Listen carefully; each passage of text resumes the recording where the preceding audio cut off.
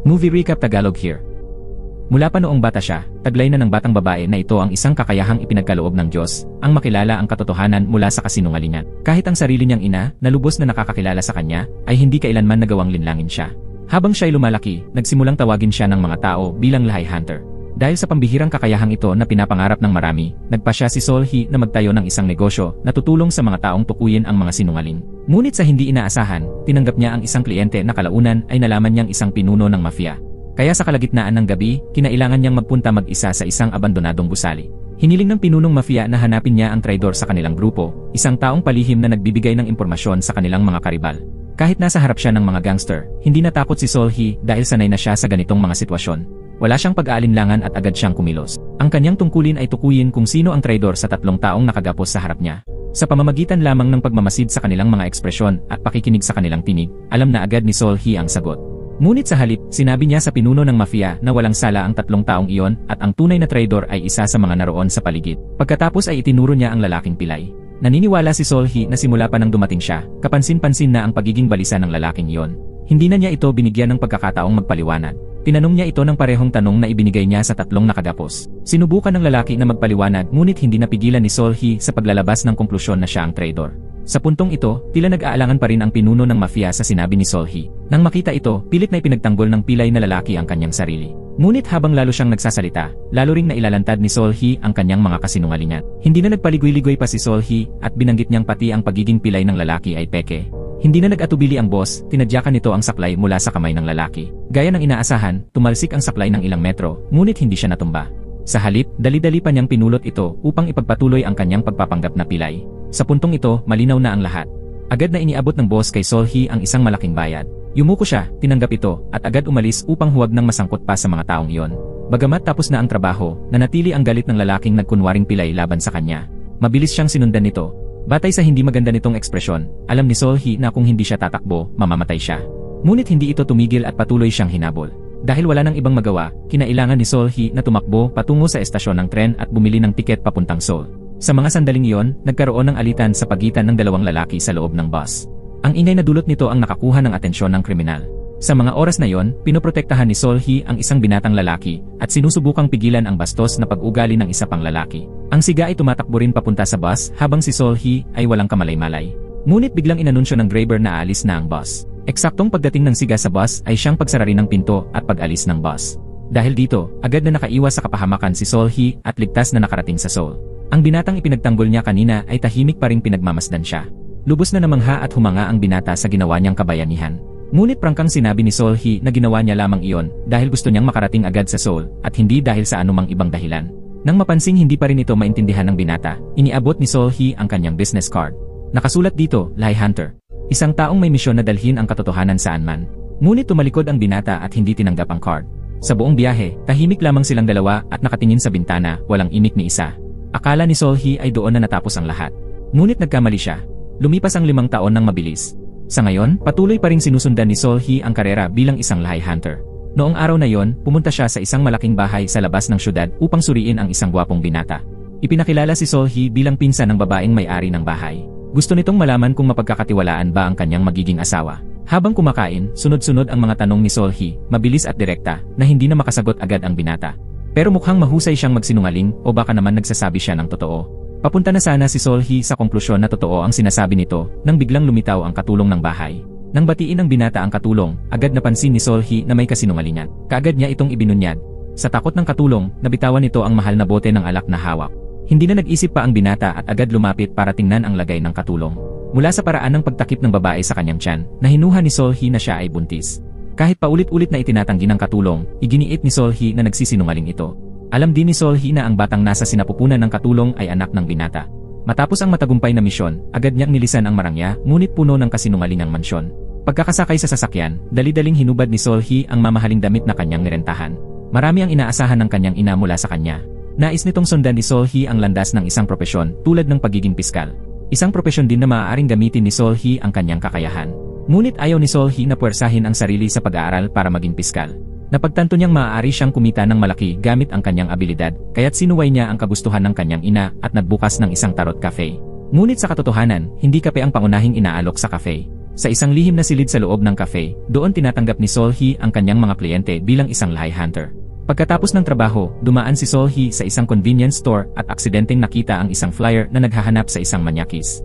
Sa hindi inaasahan, may isang lalaking nakatayo sa likuran niya na suot ang eksaktong kasuotan ng taong hinahanap sa flyer. Tinignan siya ng lalaki nang may malalim na kahulugan at naglakad pa sa parehong direksyon tulad niya. Akala ni Sol-hee ay sinusundan siya kaya natakot siya at dali-daling tumakbo palayo. Itinaas naman ng lalaki ang kanyang kamay at binilang ang mga palapag ng gusaling tinitirhan ni Sol-hee. Kinabukasan, sa isang pagtitipon, pinaalalahanan ng chairman ng Merchants Association ang lahat na mag-ingat dahil kamakailan lang ay may manyakis umanong nambibiktima ng mga magagandang babaeng mag-isang naninirahan. Nang marinig ito, nagulat at kinabahan si Sol-hee. Sa mismong sandaling iyon, may biglang sumigaw na babae. Agad-agad, nagtakbuhan ang lahat papunta sa pinanggalingan ng sigaw at nakita roon ang kaibigan ni Sol-hee. Mabilis nitong ipinaliwanag na kakarampot lang ang oras mula nang makasalubong niya ang manyakis. Nakasuot ito ng itim na damit at may suot na itim na maskara. Pagkarinig nito, agad naghiwa-hiwalay ang mga tao upang magsaliksik sa paligid. Maya-maya pa, may nakakita sa isang kahina-hinalang lalaki na tugma ang kasuotan sa inilalarawan. Kaagad siyang pinalibutan ng mga tao. Itinanggi ng lalaki na siya ay manyakis. Anya, wala siyang ginawang masama, ngunit wala ni isa ang naniwala sa kanya. Biglang lumapit si Sol-hee at nagsabi ng totoo ang lalaki at hindi ito masamang tao. Kahit harapin ang pagdududa ng lahat, buong tiwalang pinaninindigan ni Sol-hee ang kanyang sinabi. Ang tagpong ito ay tila pamilyar sa lalaki, doon niya naalala ang isang bagay. 5 taon na ang nakalipas, si Sol-hee rin ang matapang na nagtanggol sa kanya sa loob ng bus. Nagkataon lamang na napadaan siya ngayon at suot ang parehong damit ng sinasabing manyakis. Sa katunayan, isa siyang eksklusibong songwriter para sa idol na si Jiyeon mula sa J Entertainment Company. Kilala siya bilang isang misteryosong musikero dahil hindi pa siya kailanman humarap sa publiko. Minsan pa nga, habang nagmamaneho si Doha at pinahinto ng traffic enforcers para sa breathalyzer test, tumanggi pa rin siyang tanggalin ang kanyang maskara. Karaniwan na si Jiyeon ang tumatanggap ng mga parangal sa ngalan ni Doha at siya na rin ang nagdadala nito pauwi. Matagal na silang magkakilala simula pa noong mga panahong salat pa sila sa buhay. Kamakailan, nang dalhan ni Jiyeon si Doha ng isang tropeo at umalis, aksidenteng nakuhanan sila ng litrato ng mga reporter. Dahil dito, lumaganap ang balitang may relasyon sila at inulan ng media si Doha. Umabot pa sa puntong may mga drone na lumilipad sa labas ng kanyang apartment. Sa puntong iyon, iminungkahi ni Dukchan, kaibigan ni Doha at CEO rin ng J Entertainment, na lumipat na muna si Doha sa kanyang pribadong bahay. Sumang-ayon si Doha, maingat na nagtago ng kanyang pagkakakilanlan at lumipat sa bahay ng kaibigan. Ngunit dahil sa kahina-hinalang itsura niya, napagkamalan siya ng mga tao na ang hinahanap na manyakis. Bumalik sa kasalukuyan, lumapit ang kaibigan ni Sol-hee at sinabing wala siyang naamoy na pabango kay Doha. Naalala pa niyang nilagyan niya ng pabango ang manyakis sa gitna ng kanyang pagkataranta. Patunay ito na hindi nagsisinungaling si Doha. At, gaya ng inaasahan, dahil sa clue na yon, natagpuan nila ang tunay na manyakis. Sa huli, napag-alamang si Doha ay kapitbahay pala ni Sol-hee. Kaya naman pala naglalakad siya sa parehong direksyon at tama rin ang bilang niya ng palapag kung saan nakatira si Sol-hee. Gabi na noon nang iset ni Sol-hee ang kanyang alarm upang mapanood ang laban ng paborito niyang koponan sa soccer. Dahil sa galing ng laro, hindi niya napigilang mapasigaw. Nagulat si Doha na nakatira sa katabing unit. Nagising siya sa gitna ng gabi, kaya lumabas siya sa kanyang balcony at sumilip sa bahay ng kapitbahay. Bigla niyang naalala na may laban rin ang paborito niyang koponan, kaya agad niyang kinuha ang kanyang telepono at binuksan ang live broadcast. Nagkataon namang sabay silang dalawa na umorder ng pagkain. Maingat na nagsuot si Doha ng maskara bago lumabas upang kunin ang pagkain. Sa parehong sandali, lumabas din si Sol-hee para kunin ang sa kanya. Magiliw siyang binati ni Doha. Agad namang nakilala ni Sol-hee si Doha bilang ang lalaking dating napagkamalan nilang manyakis. Medyo naiinis siya dahil palagi itong may suot na maskara. Matapos nilang dalhin ang pagkain sa loob, napagtanto nilang nagkapalit sila ng order, kaya't kailangan nilang magkita muli upang ipagpalit ito. Alam ni Doha na walang keso ang pagkain ni Sol-hee, kaya ibinigay niya rito ang keso mula sa kanya bilang pasasalamat sa pagtulong nito noong nakaraan. Magkaibang koponan ang sinusuportahan nilang dalawa, kaya magkasalungat ang kanilang reaksyon. Kapag nakakagol ang isa, tuwang-tuwa ang isa habang ang isa naman ay nadidismaya. Sa huli, ang koponang sinusuportahan ni Sol-hee ang nanalo. Labis ang pagkadismaya ni Doha sa kabilang unit.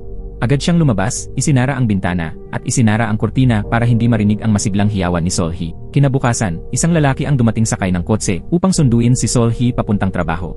Napansin ng binata ang isang mamahaling sasakyan na nakaparada malapit at dali-daling lumapit upang silipin. Habang sinusubukang kunan ng larawan, aksidente niyang nabitawan ang telepono at nasagi ang kotse na nagdulot ng gasgas.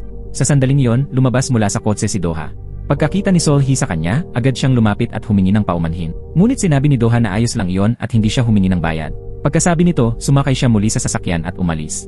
Nagulat si Sol-hee sa naging reaksyon ni Doha. Karaniwan, kapag sinasabi ng tao na okay lang, kasinungalingan lang ito. Ngunit ramdam niya na nagsasabi ng totoo si Doha, tunay niyang nadarama na ayos lang talaga. Nang araw din iyon, nakatanggap si Sol-hee ng kahilingan mula kay Composer Park. Gusto nitong malaman kung ang customer na darating ay talaga bang si Composer Doha. Interesado siya kay Doha at nais niyang alamin ang sikreto nito sa paggawa ng musika. Ayon sa plano, nagtago si Seol-hee sa loob ng dining room at palihim na nakinig sa pag-uusap ng dalawang lalaki. Nasa kamay niya ang isang signaling device upang ipaalam kay Composer Park kung nagsasabi ba ng totoo ang kausap niya. Ilang sandali pa, dumating si Doha at sinimulang painumin ni Composer Park ng maraming alak. Pagkatapos nito, nagsimula na siyang magtanong.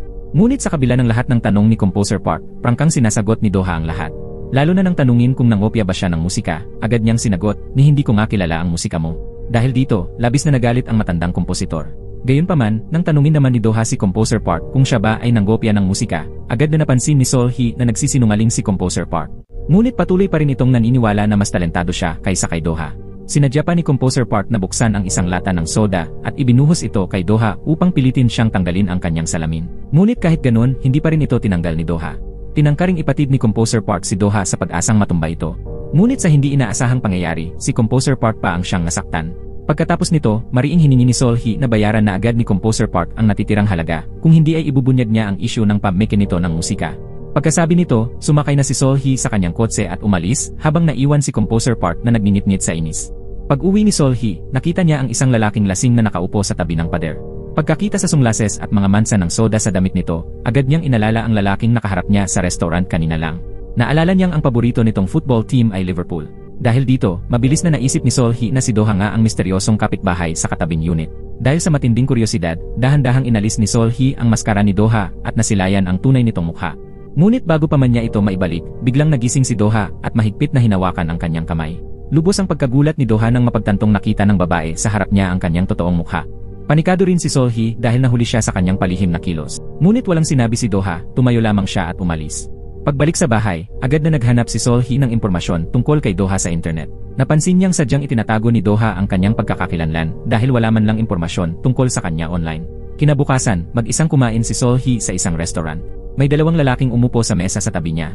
Ang lalaking naka-leather jacket ay nagyabang sa kanyang kasama at dahil sa kanyang kahusayan, maraming babae ang nababaliw sa kanya.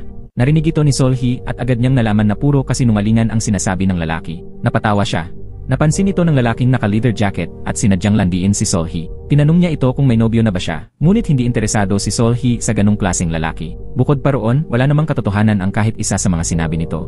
Kaya't malamig ang tugon ni Seol-hee at agad siyang umalis. Nang muli niyang makita si Doha na nakatayo mag-isa, humingi siya ng paumanhin sa nangyari noong nakaraang gabi. Paliwanag niya, dahil sa labis na kuryosidad ay naisipan niyang alisin ang maskara ni Doha, lalo na't sobrang maingat itong magtago. Sinabi rin niyang kung alam lang niya na magiging dahilan yon para hindi na umuwi si Doha, hindi na sana niya ginawa yon. Ngunit higit na inalala ni Doha kung may naging iniisip ba si Seol-hee nang makita ang kanyang mukha. Pero ang totoo, wala namang matandaan si Seol-hee, ang tanging impresyon lang niya ay napakagwapo ni Doha. Sa sandaling iyon, may lumapit na estrangherong lalaki sa kanila. Hindi kilala ni Doha ang lalaki, kaya agad siyang pumwesto sa harapan ni Seol-hee upang siya ay protektahan. Sinabi ng lalaki na nahulog daw niya ang kanyang cellphone at nais sanang makihiram ng telepono nila saglit. Walang pag-aalinlangan, iniabot ni Seol-hee ang kanyang telepono sa lalaki. Labis na ikinagulat ito ni Doha. Pagkatapos tumawag ng lalaki, ibinalik niya ang telepono kay Seol-hee, saka humingi ng pautang para sa pamasahe. Nangakong ibabalik agad ang pera kapag nahanap na niya ang kanyang telepono. Agad na sumiksik si Seol-hee sa bulsa upang bigyan ito ng pera. Pero sa kasamaang palad, wala siyang dalang cash. Kaya humingi ng tulong si Seol-hee kay Doha at pinakiusapan siyang siya muna ang magpautang sa lalaki. Dahil si Seol-hee ang humiling, napilitan si Doha na pumayag. Pagkakuha ng pera, umalis ang lalaki nang hindi man lang lumingon. Hindi napigilang magkomento ni Doha kung gaano kadaling magtiwala si Seol-hee sa ibang tao. Ngunit prangkang sagot ni Seol-hee, hindi siya basta-basta nagtitiwala sa mga tao, nagtitiwala lamang siya sa mga salitang karapat-dapat pagkatiwalaan. Kabaliktaran ni Seol-hee, ang kanyang ina ay isang profesional na manloloko. Ngunit kamakailan, ibinunyag ni Seol-hee ang mga panlilinlang ng kanyang ina at pinablock ang credit card nito. Kaya ngayon, naghihirap ang kanyang ina. Madalas itong pumunta sa mga lugar kung saan may libreng pagkain para sa mga palaboy, kukuha ng litrato, at ipapadala ito kay Seol-hee upang makuha ang kanyang awa at makahingi ng pera. Pero hindi madaling malinlang si Seol-hee. Tanging kapag natiyak niyang totoo ang sinasabi ng kanyang ina saka lamang niya binubuksan muli ang card.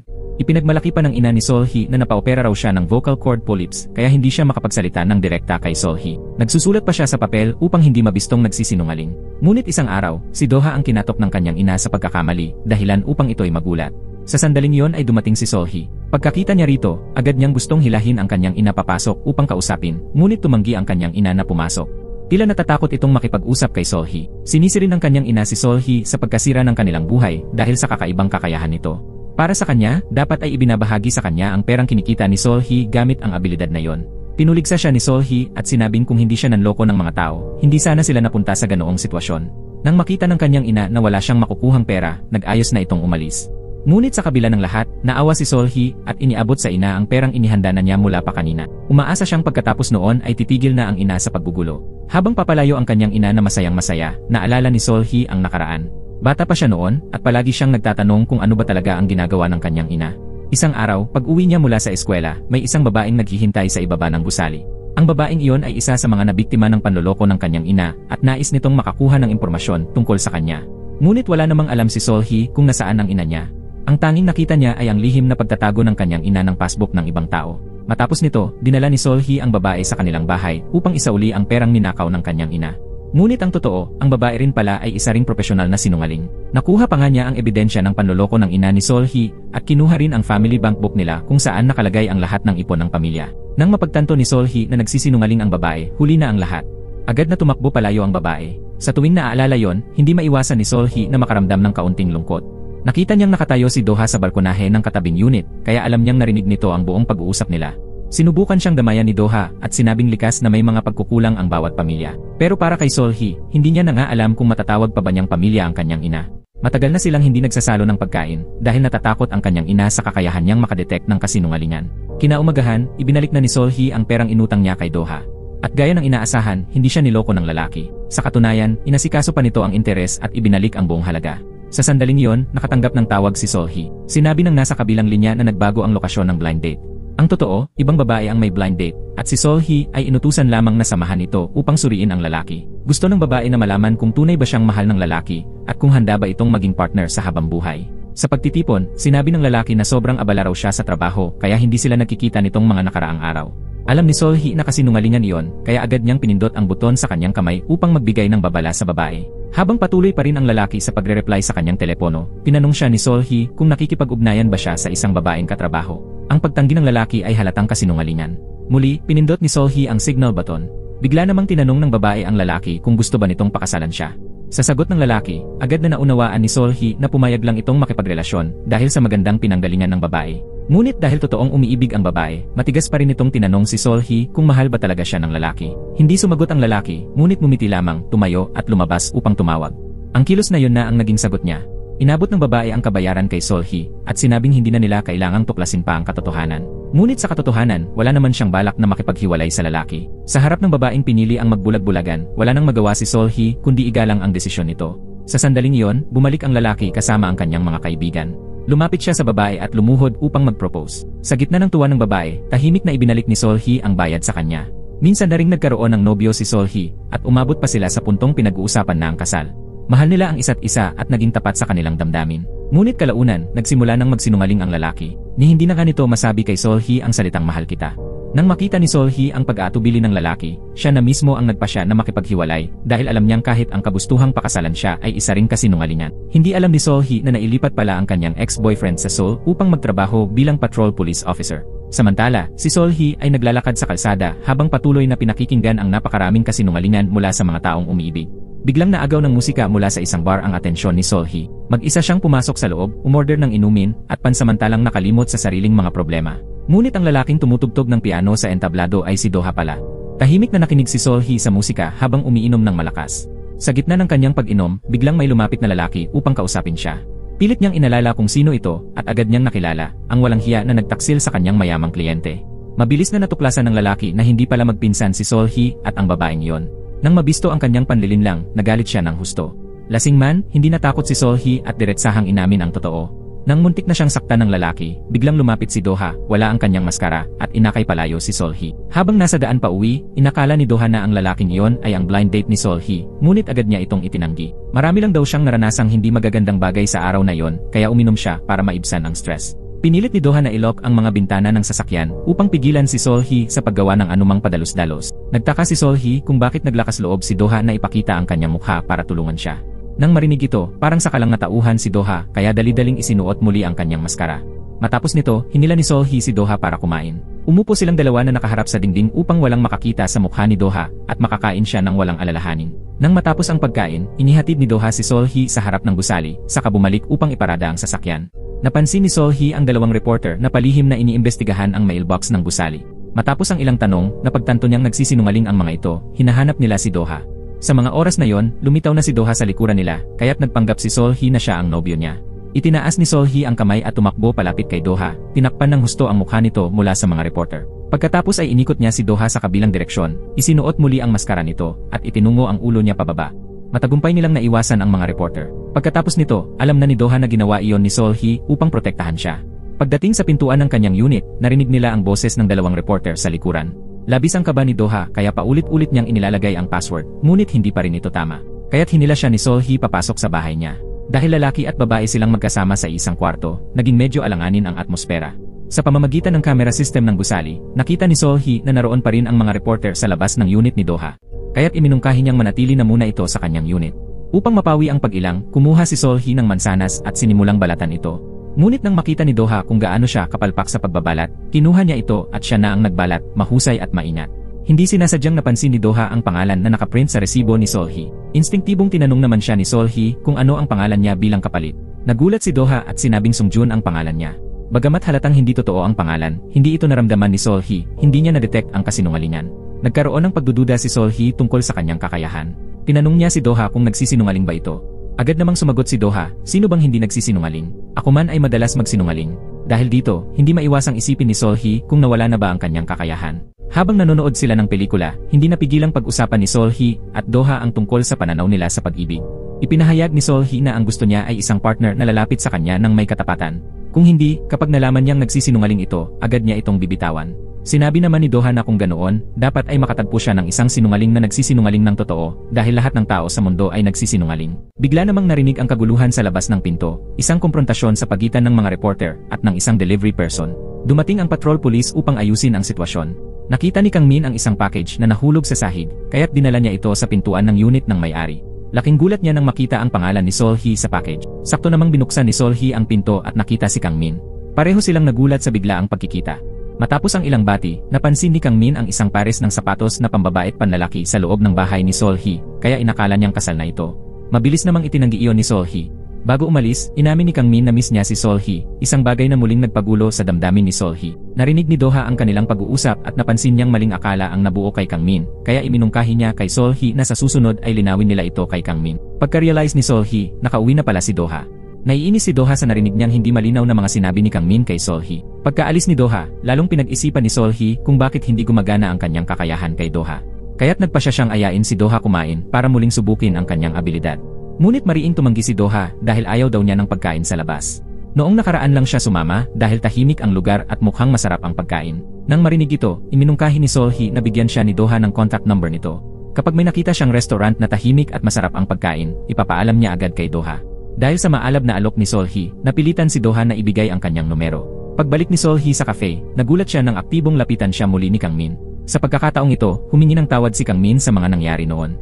Hindi inaasahan ni Kang Min na magagalit agad si Sol-hee. Galit na galit niyang sinabi na si Kang Min mismo ang nag-propose, pero siya rin ang biglang nagbago. Pagkatapos ng kanilang hiwalayan, lumipat siya ng tirahan at tuluyang nawalan ng komunikasyon sa loob ng 3 taon. Para kay Sol-hee, wala nang saysay ang hulit-huling paghingi ng tawad. Pinagtanggol naman ni Kang Min ang sarili. Anya, tinanong-tanong niya kung nasaan si Sol-hee, at nang malaman niyang dito ito lumipat, humiling siya ng reassignment para lamang makita ito. Hindi niya raw magawang tawagan si Sol-hee dahil takot siyang tanggihan siya nito at baka may nobyo na raw ito ngayon. Tuluyan ang nawala ng pag-asa si Sol-hee kay Kang Min kaya't diretsahan niyang inamin na may boyfriend na siya. Sa pagkakataong iyon, eksaktong pumasok si Doha sa cafe. Nakita niyang tinatawag siyang nobyo ni Sol-hee habang nakatingin ito sa kanya na parang humihingi ng tulong kaya agad siyang lumapit at tumayo sa tabi niya. Nakita ni Kang Min na hawak ni Doha ang kamay ni Sol-hee ng mahigpit, kaya't napangiti na lang siya ng pilit. Gustong bawiin ni Sol-hee ang kamay niya, pero lalo lang hinigpitan ni Doha ang hawak. Nag-aalala si Doha na baka guluhin pa muli si Sol-hee ng kanyang ex, kaya minabuti niyang ihatid siya pauwi. Naglakad silang dalawa pauwi habang magkahawak kamay. Pagsapit nila sa harap ng gusali, napagtanto ni Doha na wala namang masamang intensyon si Kang Min kay Sol-hee, kaya pinayuhan niya si Sol-hee na humanap ng tamang pagkakataon upang ipaliwanag ng maayos ang lahat. Pagkatapos, ibinalik pa ni Doha ang tarot card na dating nahulog ni Sol-hee. Kinabukasan, inaya ni Sol-hee si Doha na maghapunan. Dahil sa tukso ng masasarap na pagkain, masaya namang pumayag si Doha. Habang kumakain sila, may narinig si Sol-hee na magkasintahang nagbubulungan ng mga papuri na halatang hindi totoo. Dahil dito, naisipan niyang subukan si Doha. Tinanong niya ito kung pwedeng magsinungaling sa kanya, halimbawa, purihin siyang maganda kahit hindi totoo. Ngunit para kay Doha, totoo namang maganda si Solhee. Dahil sa taos-pusong papuri ni Doha, napahiya si Solhee. Hindi umubra ang plano niya, kaya nag-isip siya ng panibagong paraan, painumin si Doha ng alak para mapalabas ang totoo niyang nararamdaman. Ngunit sinabi ni Doha na matagal na siyang tumigil sa pag-inom at hindi na siya umiinom kailanman. Sa sandaling iyon, tumawag si Jiyeon mula sa tabing dagat. Kamakailan lang, nagpasya si Doha na tumigil sa pagsusulat ng kanta para kay Jiyeon upang maputol ang pagiging dependent nito sa kanya. Ayaw ni Doha na mapunta sa isang walang kasagutang pag-ibig si Jiyeon at masayang ang damdamin nito. Para kay Jiyeon, ang hindi na pagkanta ng mga kantang isinulat ni Doha ay parang nawalan na ng saysay ang pagiging isang mang-aawit. Nagpasalamat siya kay Doha at agad binaba ang tawag. Pagkatapos noon, hindi na siya makontak ni Doha. Nabahala si Doha, kaya agad siyang tumawag kay Dukchan upang alamin ang sitwasyon. Nang malaman niyang pumunta si Jiyeon sa tabing dagat ng Gangdong, biglang bumalik sa alaala ni Doha ang mga lumang pangyayari. Nasaktan siya ng labis na parabang hindi na siya makahinga. Nang makita ni Solhee ang masakit na ekspresyon ni Doha habang papunta ito sa kotse, inalok niyang siya na ang magmaneho. Habang nasa biyahe, diretsahang inamin ni Doha kay Solhee na isa siyang composer. Pinayuhan din niya si Solhee na huwag kumuha ng larawan o magsalita kapag nakita na nila si Jiyeon upang maiwasan ang chismis. Pumayag naman si Solhee dahil hindi rin siya mahilig makialam sa buhay ng ibang tao. Nagmadali silang pumunta sa dalampasigan. Sa mga sandaling iyon, kalahati na ng katawan ni Jiyeon ang nasa tubig. Agad siyang nilapitan ni Doha at dinala pabalik sa kotse. Pagdating nila sa loob, napansin ni Jiyeon na naroon din si Solhee. Sa talas ng pakiramdam ni Jiyeon, agad niyang nadama na may kakaibang namamagitan kina Doha at Solhee. Mabilis na kinumpronta sila ni Jiyeon, ngunit ayaw namang magpaliwanag ni Doha. Dahil dito, lalong naghinala si Jiyeon. Nagalit pa siya at nagsabing ayaw na raw niyang mabuhay. Lubos itong ikinagalit ni Doha. Napasigaw siya at inutusan si Jiyeon na bumaba ng kotse. Wala nang nagawa si Jiyeon kundi sundin siya at sumama sa kanyang manager. Habang pauwi, pagod na naupo si Doha sa loob ng kotse at nakatulog. Pagdating nila sa apartment complex, sinubukang gisingin ni Solhee si Doha. Sa sandaling iyon, naipit pa rin si Doha sa isang bangungot. Sa kanyang panaginip, paulit-ulit niyang binabanggit ang pangalan ng isang babae. Narinig ni Solhee ang sinabi ni Doha, hindi ko siya sinaktan. Sa puntong iyon, parang may kumalembang na kampana sa isipan ni Solhee. Napagtanto niyang nagsisinungaling si Doha. Sungjun ang pangalang ginamit ni Doha noong siya ay nasa high school. Noon pa man, kilala na siyang standout na estudyante sa kanilang paaralan.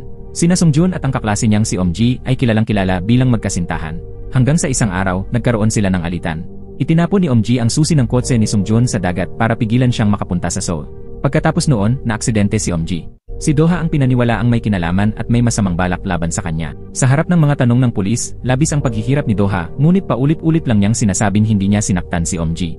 Bagamat nasabi iyon ni Doha habang nananaginip, napansin pa rin ni Solhee na nagsisinungaling siya. Nang magising si Doha, labis siyang lupaypay. Tahimik siyang nagsuot ng mask at bumalik sa kanyang unit. Sa mga sandaling iyon, nagsimula ng lagnatin si Doha. Binaliwala niya ang pag-aalala ni Solhee at umuwi ng mag-isa. Ngunit dahil sa kabutihang loob ni Solhee, hindi niya magawang pabayaan si Doha. Kaya naghanap siya ng gamot para sa lagnat at dinala ito sa kanya. Pagpindot niya ng doorbell, napansin niyang bahagyang bukas ang pinto. Kaya pumasok siya. Pagpasok niya, nakita niyang nakatulog si Doha sa tabi ng kama. Balak sana niyang iwan na lang ang gamot at umalis, pero hindi sinasadyang napansin niya ang mga sleeping pills na nakakalat sa sahig. Doon nalaman ni Solhee na matindi pala ang insomniang dinaranas ni Doha. At nang makita niyang mataas pa rin ang lagnat nito, hindi niya magawang iwan ito. Ginamit ni Solhee ang lahat ng lakas niya para maihiga ng maayos si Doha sa kama para mas komportableng makatulog. Pagkatapos, pinunasan niya ito ng basang tuwalya para mapababa ang lagnat. Nang medyo bumaba na ang init ng katawan ni Doha, balak na sanang umalis ni Solhee. Ngunit laking gulat niya nang biglang hawakan ni Doha ang kamay niya at hilahin pabalik. Napagkamalan siya ni Doha na si Omji, kaya't mahigpit siyang niyakap at ayaw siyang pakawalan. Inihilig pa ni Doha ang ulo niya sa braso ni Solhee habang paulit-ulit na humihingi ng tawad. Gusto sanang bawiin ni Solhee ang kanyang braso, pero laking gulat niya nang bumagsak ang buong katawan niya sa kama, magkatapat sila ng mukha ni Doha. Hindi na siya makatakas, kaya napilitan siyang mahiga sa tabi ni Doha buong magdamag. Kinaumagahan, nagising si Solhee at nakita si Doha sa tabi niya. Agad siyang bumangon para umalis, ngunit nadulas siya at muling napahiga sa kama. Nagising si Doha at natulala habang nakatitig kay Solhee. Mabilis na nagpaliwanag si Solhee na hindi isinara ni Doha ang pinto kagabi. Nakita niyang may sakit si Doha kaya pumasok siya para alagaan ito. Ngunit imbes na matuwa, naramdaman ni Doha na pabigat ang kabutihang loob ni Solhee. Hiniling ni Doha na mula ngayon, huwag na siyang alalahanin ni Solhee. Dapat ay ituring na lang siya na parang hindi siya umiiral. Sa kabila ng malamig na pagturing ni Doha, hindi umurong si Solhee. Sinabi niyang ayaw na rin naman talaga niyang makipag-ugnayan pa sa kanya. Sa labas, tila gusto ni Doha na lumayo si Solhee sa kanya, pero nang makita niya ang gamot at malamig na tuwalya na ginamit kagabi, hindi niya maiwasang maantig. Matapos ang mga nangyari noong gabi, napagtanto ni Jiyeon na may hindi pangkaraniwang relasyon sina Doha at Solhee. Nagselos siya at nakipagtalo kay Dukchan. Gusto niyang paalisin si Doha sa tinitirhan nito. Kung hindi raw, pupuntahan niya si Solhee araw-araw. Sa ganoong sitwasyon, tiyak na mapupuno ng mga reporter ang maliit na kalye nila. Dahil sa pagiging irasyon ni Jiyeon, nagalit si Dukchan. Sa puntong iyon, tahasan niyang sinabi kay Jiyeon na huwag nang makialam kay Doha dahil masyado siyang kahawig ng ex-girlfriend ni Doha. Habang lalo siyang nagwawala, lalo lang siyang itinataboy ni Doha. Pati ang nakababatang kapatid ni Dukchan na si Jae-chan ay alam din ang tungkol kina Doha at sa dati nitong kasintahan. Alam din ni Jae-chan na ayaw ni Doha na mabunyag ang kanyang tirahan at palaging nagsusuot ng maskara dahil takot siyang malaman ng iba ang kanyang nakaraan. Dahil dito, ginagamit ito ni Jae-chan para takutin at perahan si Doha. Matapos niyang paalisin si Jae-chan, nagtungo si Doha sa isang bar para tumugtog pero bigla na lang nanginig ang kanyang mga kamay, dahilan upang masira ang kanyang performance. Hindi naman siya sinisi ng may-ari. Sa halip, mahinahong tinanong ng may-ari kung ayos lang ba si Doha. Wala namang masyadong sinabi si Doha. Nakiusap lang siya na pansamantala siyang makituloy doon. Samantala, napansin ni Solhee na madilim ang bahay ni Doha at agad niyang napagtanto na umalis na ito. May isang lalaking nakasuot ng maskara ang nagpapanggap na si Doha at nag-upload ng video online. Inaakusahan niya ang entertainment company ni Jay na kumuha ng huwad na composer at sinabing gawain na umano ng kumpanya ang pangungopya ng musika. Pagka-post ng video, agad itong naging usap-usapan ng mga netizens. Naniniwala silang si Doha ang lalaking may maskara kaya sabay-sabay nilang kinondena ang kumpanya ni Jay. Kung nais ni Dukchan na kasuhan ang nagpapanggap na ito, kailangan si Doha mismo ang magpaliwanag at kumpirmahin ang lahat. Sa katunayan, ang totoong nanggopya ng gawa ng iba ay si Composer Park mula sa kumpanya. Bilang isang direktor, sobra ang kanyang kayabangan. Matapos ang insidente, galit na galit siyang sumugod sa coffee shop ni Solhee. Pinaghinalaan niya na isa sa kanyang mga empleyado ang nagtaksil sa kanya at nagpanggap bilang si Doha para i-post online ang issue ng kanyang pamimeke ng musika.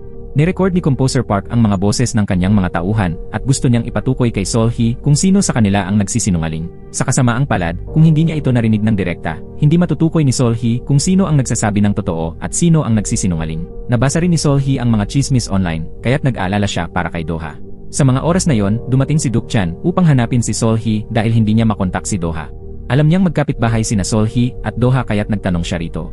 Naging curious si Solhee kung anong klaseng tao si Doha at bakit palagi niyang tinatakpan ang kanyang mukha na parang may tinatakbuhan.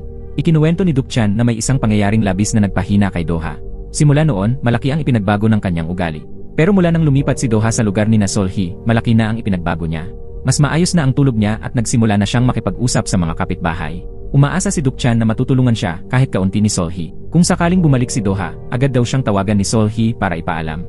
Naalala ni Solhee ang mga posibleng puntahan ni Doha kaya't nagmadali siyang pumunta sa bar kung saan tumutugtog ito ng piano. Nang makilala ng may-ari ng bar si Solhee, alam niyang hinahanap nito si Doha. Pinaghintay muna siya ng kaunti.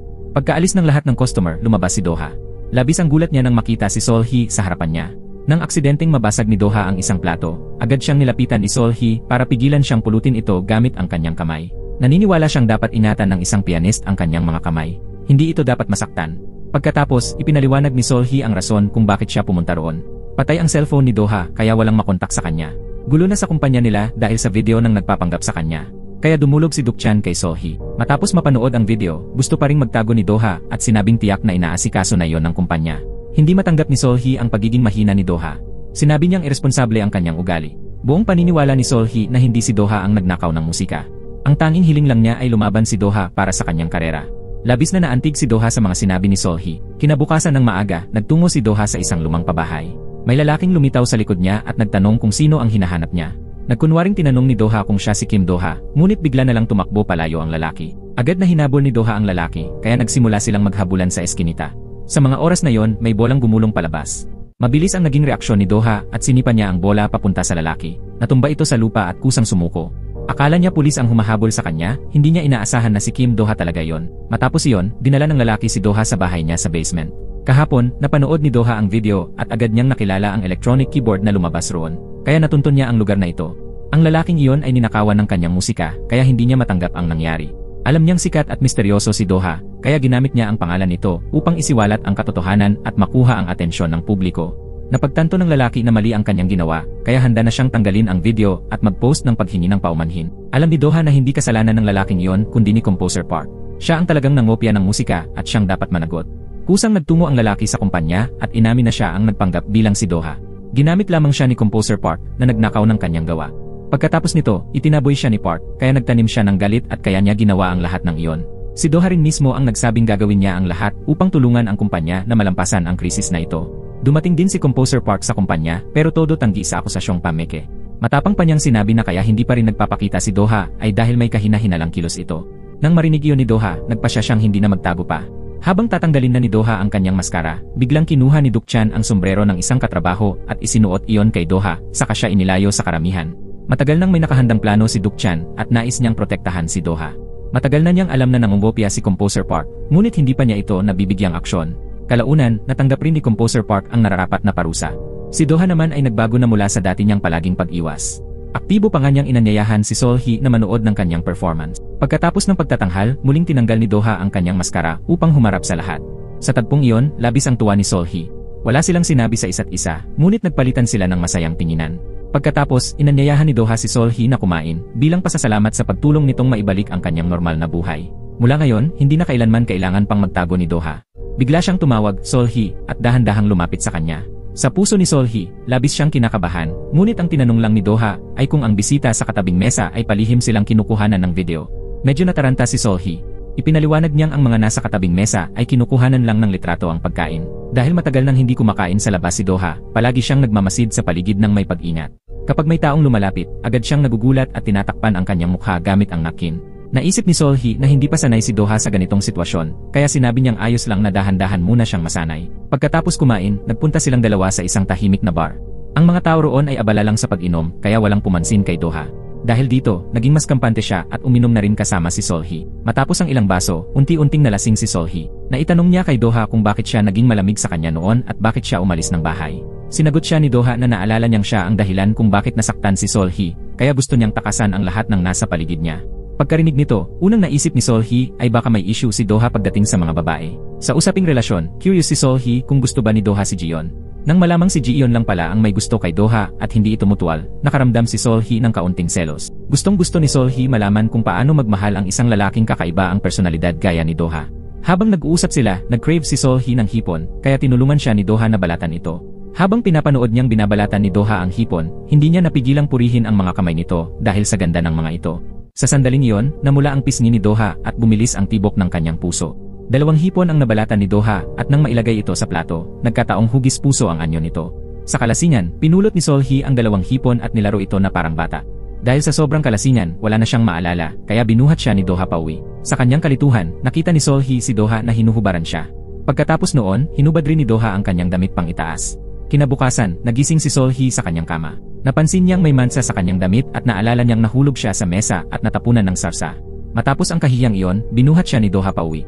Pero habang nasa daan sila, paulit-ulit siyang nanghingi ng ice cream, kaya napilitan si Doha na pumasok sa convenience store upang bilhan siya. Pagdating nila sa bahay, tinulungan siyang hubarin ang maruming coat. Nadumihan rin ang coat ni Doha kaya hinubad rin niya ito upang linisin. Dahil kalahating lasing at kalahating gising, nakita ni Solhee ang tagpong iyon at inakala niyang may masamang balak si Doha, kaya sinampal niya ito. Pagkatapos noon, bumalik siya sa pagkakahiga at natulog muli. Nang maalala ni Solhee ang mga nangyari noong gabing iyon, labis siyang nahiya. Sa mga oras na iyon, nagdala si Doha ng pagkain kay Solhee at hindi niya nakalimutang ipaalala na palitan na nito ang password sa front door dahil alam na rin niya ngayon ang code. Bilang paghingi ng tawad, tinulungan ni Solhee si Doha na labhan ang maruming damit. Unti-unting naging mas malapit sila sa isa't isa kaysa dati. Nakita ni Doha sa TV ang isang patalastas tungkol sa laban sa football at naalala niyang minsang sinabi ni Solhee na gusto niyang manood sa mga bar dahil may malalaking screen doon. Dahil dito, kusang loob na nag-alok si Doha na yayain si Solhee manood ng laban kinabukasan ng gabi. Sa harap ng paanyayang ito, labis ang tuwa ni Solhee at buong sigasig siyang naghanda para sa kanilang date. Nagsuot si Solhee ng cute na pink na kasuotan. Si Doha naman ay nakasuit at leather shoes na bagay sa kanya. Nagkunwari si Solhee na abala siya buong araw at hindi siya nakapagpalit ng damit na hindi niya sinadya talagang magbihis ng maayos. Sa kabilang banda, diretsahang sinabi ni Doha na gusto niyang magmukhang mas kakit-akit para kay Solhee. Dahil sa prangkang sagot na yon, natuwa si Solhee. Halos lahat ng bar noong gabing iyon ay punuan. Dahil hindi sila nakapagpareserba, nahirapan silang makahanap ng maupuan. Sa kabutihang palad, matapos ang matagal na paghahanap, nakahanap din sila ng upuan sa isang bar na pagmamay-ari ng isang landlord malapit sa kanilang bahay. Kasagsagan na ng laro. Sa tuwing may nakakakilig na eksena, hindi maiwasan ni Doha at Solhee na sumigaw sa tuwa. Automatiko nilang hinawakan ang kamay ng isa't isa ng mahigpit. Pagkatapos sa hiya, agad rin nila itong binitawan. Buong gabi, punong-puno ng hiyawan ang bar. Sa masayang kapaligiran, nagsalpukan ng baso sina Doha at Solhee. Kinabukasan, sinamahan ni Solhee ang isang babaeng kliyente sa isang tennis court. Nag-aalala ang kliyente na baka niloloko ng isang babae ang kanyang ama, kaya sinadya niyang ayain si Solhee upang alamin ito. Hindi inakala ni Solhee na ang babaeng tinutukoy ay ang sarili niyang ina. Nang makita ni Solhee ang kanyang ina, nagulat rin ang babae. Nagbigay ng senyas ang kliyente kay Solhee na maaari na siyang magsimulang magtanong. Dati, narinig ng kliyente na nawalan ng asawa ang babae, kaya sinadya niyang tanungin kung anong araw ang kamatayan ng asawa nito. Sinabi ng ina ni Solhi na iyon ang anibersaryo ng pagkamatay ng kanyang asawa. Nang marinig iyon ni Solhi, agad niyang alam na nagsisinungaling ang kanyang ina dahil ang araw na iyon ay malinaw na kaarawan ng kanyang ama. Sa takot na mabuko, agad siyang hinila ng ina palayo at pinaalalahanan. Napansin daw ng kanyang ina ang ama ng kliyente. Kung palalampasin lang daw ni Solhi ito, makakamtan na niya ang buhay na matagal na niyang ninanais. Matagal nang hindi nagkikita ang ina ni Solhi at ang ama nito. Para sa kanya, ang dating asawa ay parang wala na rin sa mundo. Sinabi rin ng kanyang ina na kung mapapatawad siya ni Solhi sa sitwasyong iyon, handa rin siyang patawarin si Solhi. Pero naramdaman ni Solhi na pawang kasinungalingan lamang ang lahat ng iyon. Dumating ang pamilya ng kliyente. Nagpatuloy ang babae sa pagtatanong sa ina ni Solhi, "Mahal mo ba talaga ang tatay ko?" Ngumiti ang ina ni Solhi at sumagot, pinagtitibay na mahal niya ito ng totoo. Muling napagtanto ni Solhi na nagsisinungaling ang kanyang ina, kaya pinili niyang sabihin ang totoo sa kliyente. Pagkarinig nito, hindi naman nagulat ang babae. Napakayaman daw ng kanilang pamilya, kaya't marami na talagang manloloko, gaya ng ina ni Solhi ang nagtatangkang lumapit sa kanila. Sa kabila nito, humanga ang kliyente sa kakayahan ni Solhi, dahil kahit kailan, hindi siya nadadaya ng kahit sino. Pagkatapos noon, nagpunta ang ina ni Solhi sa kanyang shop. Sa galit, binasag niya ang ilang gamit sa loob at sinisi si Solhi sa lahat ng hirap at kabiguang naranasan niya sa buhay. Sa kabila ng galit ng kanyang ina, nanatiling kalmado si Solhi. Alam kasi niya na duda na ang babaeng kliyente sa intensyon ng kanyang ina. Kahit hindi siya sumipot, siguradong hahanap pa rin iyon ng ibang tao para imbestigahan ang katotohanan. Habang papagalitan na sana siya ng kanyang ina, dumating si Doha sa cafe upang hanapin siya. Nang makita ito, inakala ng ina ni Solhi na may relasyon silang dalawa, kaya prangkang sinabi nito kay Doha na isang shaman si Solhi. Pagkarinig noon, hindi na nakatiis si Solhi at pinigilan ang kanyang ina. Pagkaalis nito, labis ang hiya ni Solhi kay Doha. Para sa kanya, ang kakayahan niyang makadetect ng kasinungalingan ay hindi isang magandang bagay. Minsan, ang labis na kaalaman ang nagiging dahilan upang hindi siya makasama ng isang tao. Bigla niyang naalala ang kanyang dating kasintahan. Sa katotohanan, ilang taon na ang nakalipas nang iwan siya ni Kang Min, hindi dahil nagbago ang puso nito kundi dahil may malubha itong sakit at ayaw niyang idamay si Solhi. Kaya nagsinungaling siya at nakipaghiwalay. Nararamdaman lamang ni Solhi noon na nagsisinungaling si Kang Min, pero hindi niya kailanman nalaman ang tunay na dahilan sa likod ng mga kasinungalingan. Hanggang ngayon, malinaw pa ring naaalala ni Kang Min ang mga sandaling iyon. Kabisado pa rin niya ang numero ni Solhi at palagi siyang naalala. Samantala, iniisip ni Solhi na baka walang magandang kahihinatnan ang relasyon nila ni Doha. Ayaw na niyang magtago. Inamin niya kay Doha na kaya niyang makilala kung ang isang tao ay nagsisinungaling. Marami na siyang nakasalamuhan na peke, pero si Doha lang ang laging totoo, kaya siya nahulog dito. Pagkatapos ng pag-amin ng kanyang espesyal na kakayahan, agad na nagsisi si Solhi. Malinaw pa rin sa kanyang alaala kung paanong pinayuhan siya ng kanyang ina noong bata pa siya, na huwag kailanman sabihin sa iba ang kakayahan niyang makadetect ng kasinungalingan dahil iwasan siya ng lahat. Kinabukasan, bumalik si Solhi sa cafe upang linisin ang mga kalat. Dumating din si Doha. Tinanong nito kung maayos ba ang tulog niya kagabi. Pagkatapos, tumulong si Doha na linisin ang gulo sa tindahan na ginawa ng ina ni Solhi noong nakaraang araw. Lubos ang pagkabigla ni Solhi na dumating pa rin si Doha matapos marinig ang kanyang pag-amin. Hindi ito mukhang apektado sa kakayahan niya. Sa totoo lang, wala namang pakialam si Doha kung shaman si Solhi o hindi, wala namang batas na nilalabag doon. Para kay Doha, normal lamang ang kakayahan ni Solhi na makilala ang kasinungalingan. Doon na rin niya naintindihan kung bakit may mga kakaiba itong ikinikilos nitong mga nakaraang araw. Pagkatapos, kumain silang dalawa. Habang dumadaan sila sa isang panaderya, napansin ni Solhi na laging matao ang tindahan. Dahil hindi pa niya natitikman ang mga tinapay doon, hinila siya ni Doha papasok para bumili. Habang pumipili sila ng pagkain, pumasok ang isang babae na may dalang tinapay na binili niya noong nakaraang araw at humihingi ng refund. Ipinakita ng babae ang isang larawan at iginiit na may uod sa tinapay. Nang marinig iyon, nagsimulang magsilabasan ang mga customer sa tindahan. Ayaw ng may-ari ng gulo kaya napilitan siyang ibalik ang bayad sa babae. Alam ni Solhi na nagsisinungaling ang babae. Gayunpaman, ayaw niyang banggitin ang kanyang kakayahan, kaya iminungkahi na lang niya kay Doha na lumipat ng kainan. Pumunta sila sa isang outdoor na restaurant at nagkataong nakasalubong nila roon si Kang Min. Ayaw umiwas ni Solhi, kaya buong kumpiyansang umupo siya sa tabi ni Kang Min. Nang sandaling iyon, tinanong ng kasamahan ni Kang Min kung paano siya nasugatan sa braso. Narinig ni Solhi ang pag-uusap kaya hindi niya naiwasang tingnan ang braso ni Kang Min. Nang mapansin iyon, agad na naghanap si Doha ng paksa para kausapin si Solhi. Habang nag-uusap sila, nagsimulang makaramdam ng selos si Kang Min. Ipinahayag nito na ipagpapatuloy pa rin niya ang paghabol sa babaeng gusto niya. Nahulaan ni Doha na si Solhi ang tinutukoy ni Kang Min, kaya hindi niya naiwasang makaramdam ng pagkainis. Pagkatapos, hindi sinasadyang natapunan ni Solhi ng tubig ang sarili at nabasa ang kanyang damit. Agad na tumayo si Doha para humanap ng napkin sa staff. Nang makaalis si Doha, agad na tinanong ni Kang Min si Solhi kung nagpapanggap lang ba silang magkasintahan. Inamin ni Solhi na totoo, siya mismo ang humiling kay Doha na magpanggap bilang kanyang nobyo. Inakala ni Kang Min na galit pa rin sa kanya si Solhi kaya ginawa nito yon. Kaya't umalis si Kang Min sa restaurant na masama ang loob. Pagbalik ni Doha sa mesa, napansin niyang may mali sa kilos ni Solhi. Ikinuwento nito na nabisto ni Kang Min ang kanilang pagpapanggap. Nagsimula ito nang umorder si Doha ng talong, isang pagkaing ayaw ni Solhi. Napansin yon ni Doha kaya tinanong niya kung ano ang mga pagkain na gusto ni Solhi, at tahimik na inalala ang mga ito. Mula nang kumalat ang chismis tungkol sa uod sa tinapay, bumagsak ng husto ang benta ng panaderya. Gustong-gusto talaga ni Doha ang tinapay doon at may tiwala siya sa may-ari ng tindahan. Hindi siya naniniwala sa chismis at patuloy pa ring bumibili ng tinapay doon. Isang araw, may isang customer na pumasok sa panaderya. Agad napansin ng lahat na nanggugulo ito sa may-ari. Bilang suporta, buong galang na binili ni Doha ang lahat ng tinapay na di umano'y may uod. Habang pauwi, nagkataong nasalubong niya si Solhi. Dahil natapunan niya ng beer ang kumot niya, kailangan niyang dalhin ito sa labahan. Hindi niya makita ang daan at muntik nang matisod sa hagdan. Buti na lang, dumating si Doha sa tamang oras at nasalo siya. Kaya't magkasama nilang binuhat ang kumot. Hindi napigilan ni Solhi ang ngumiti nang makita si Doha. Habang naghihintay na malabhan ang kumot, naupo silang dalawa at nag-usap. Sa di inaasahan, nakita nilang hinimatay ang may-ari ng panaderya sa kalsada. Mula nang maakusahan ang panaderya ng uod sa tinapay, labis itong pinanghinaan ng loob. Buo ang kanyang desisyon na tukuyin kung sino ang nag-upload ng larawan online. Naantig si Solhi sa mga sinabi ng may-ari ng panaderya kaya gusto rin niyang tumulong. Agad namang tumawag si Doha ng taxi upang ihatid pa uwi ang may-ari ng panaderya. Kinabukasan, may dumating na bagong customer sa Tarot Cafe. Ipinakilala ng lalaki ang sarili bilang isang estudyante na bagong uwi mula sa pag-aaral sa France at nais magtrabaho sa lugar na yon. Sa mga oras din yon, dumating ang isang ahente ng real estate sa cafe upang hanapin ang kanyang asawa. Nang makita niya ang lalaking galing France, nagkunwari itong hindi niya kilala ang ahente. Ngunit sa paraan ng kanilang pagsagot, napansin ni Solhi na pareho silang nagsisinungaling. Dumating din si Doha sa cafe at agad niyang nakilala ang lalaki bilang ang nanggulo sa panaderya kamakailan. Pinaghinalaan nila ni Solhi na may problema ang lalaki at may kaugnayan siya sa ahente ng real estate. Kaya't nagkunwaring interesado sina Solhi at Doha na magpakonsulta sa opisina ng real estate upang makapagsiyasat. Sa isang pagkakataon, nasilip ni Doha ang computer screen ng ahente. Doon ay may litrato ng aso na kapareho ng avatar ng taong nagpost ng peking larawan online.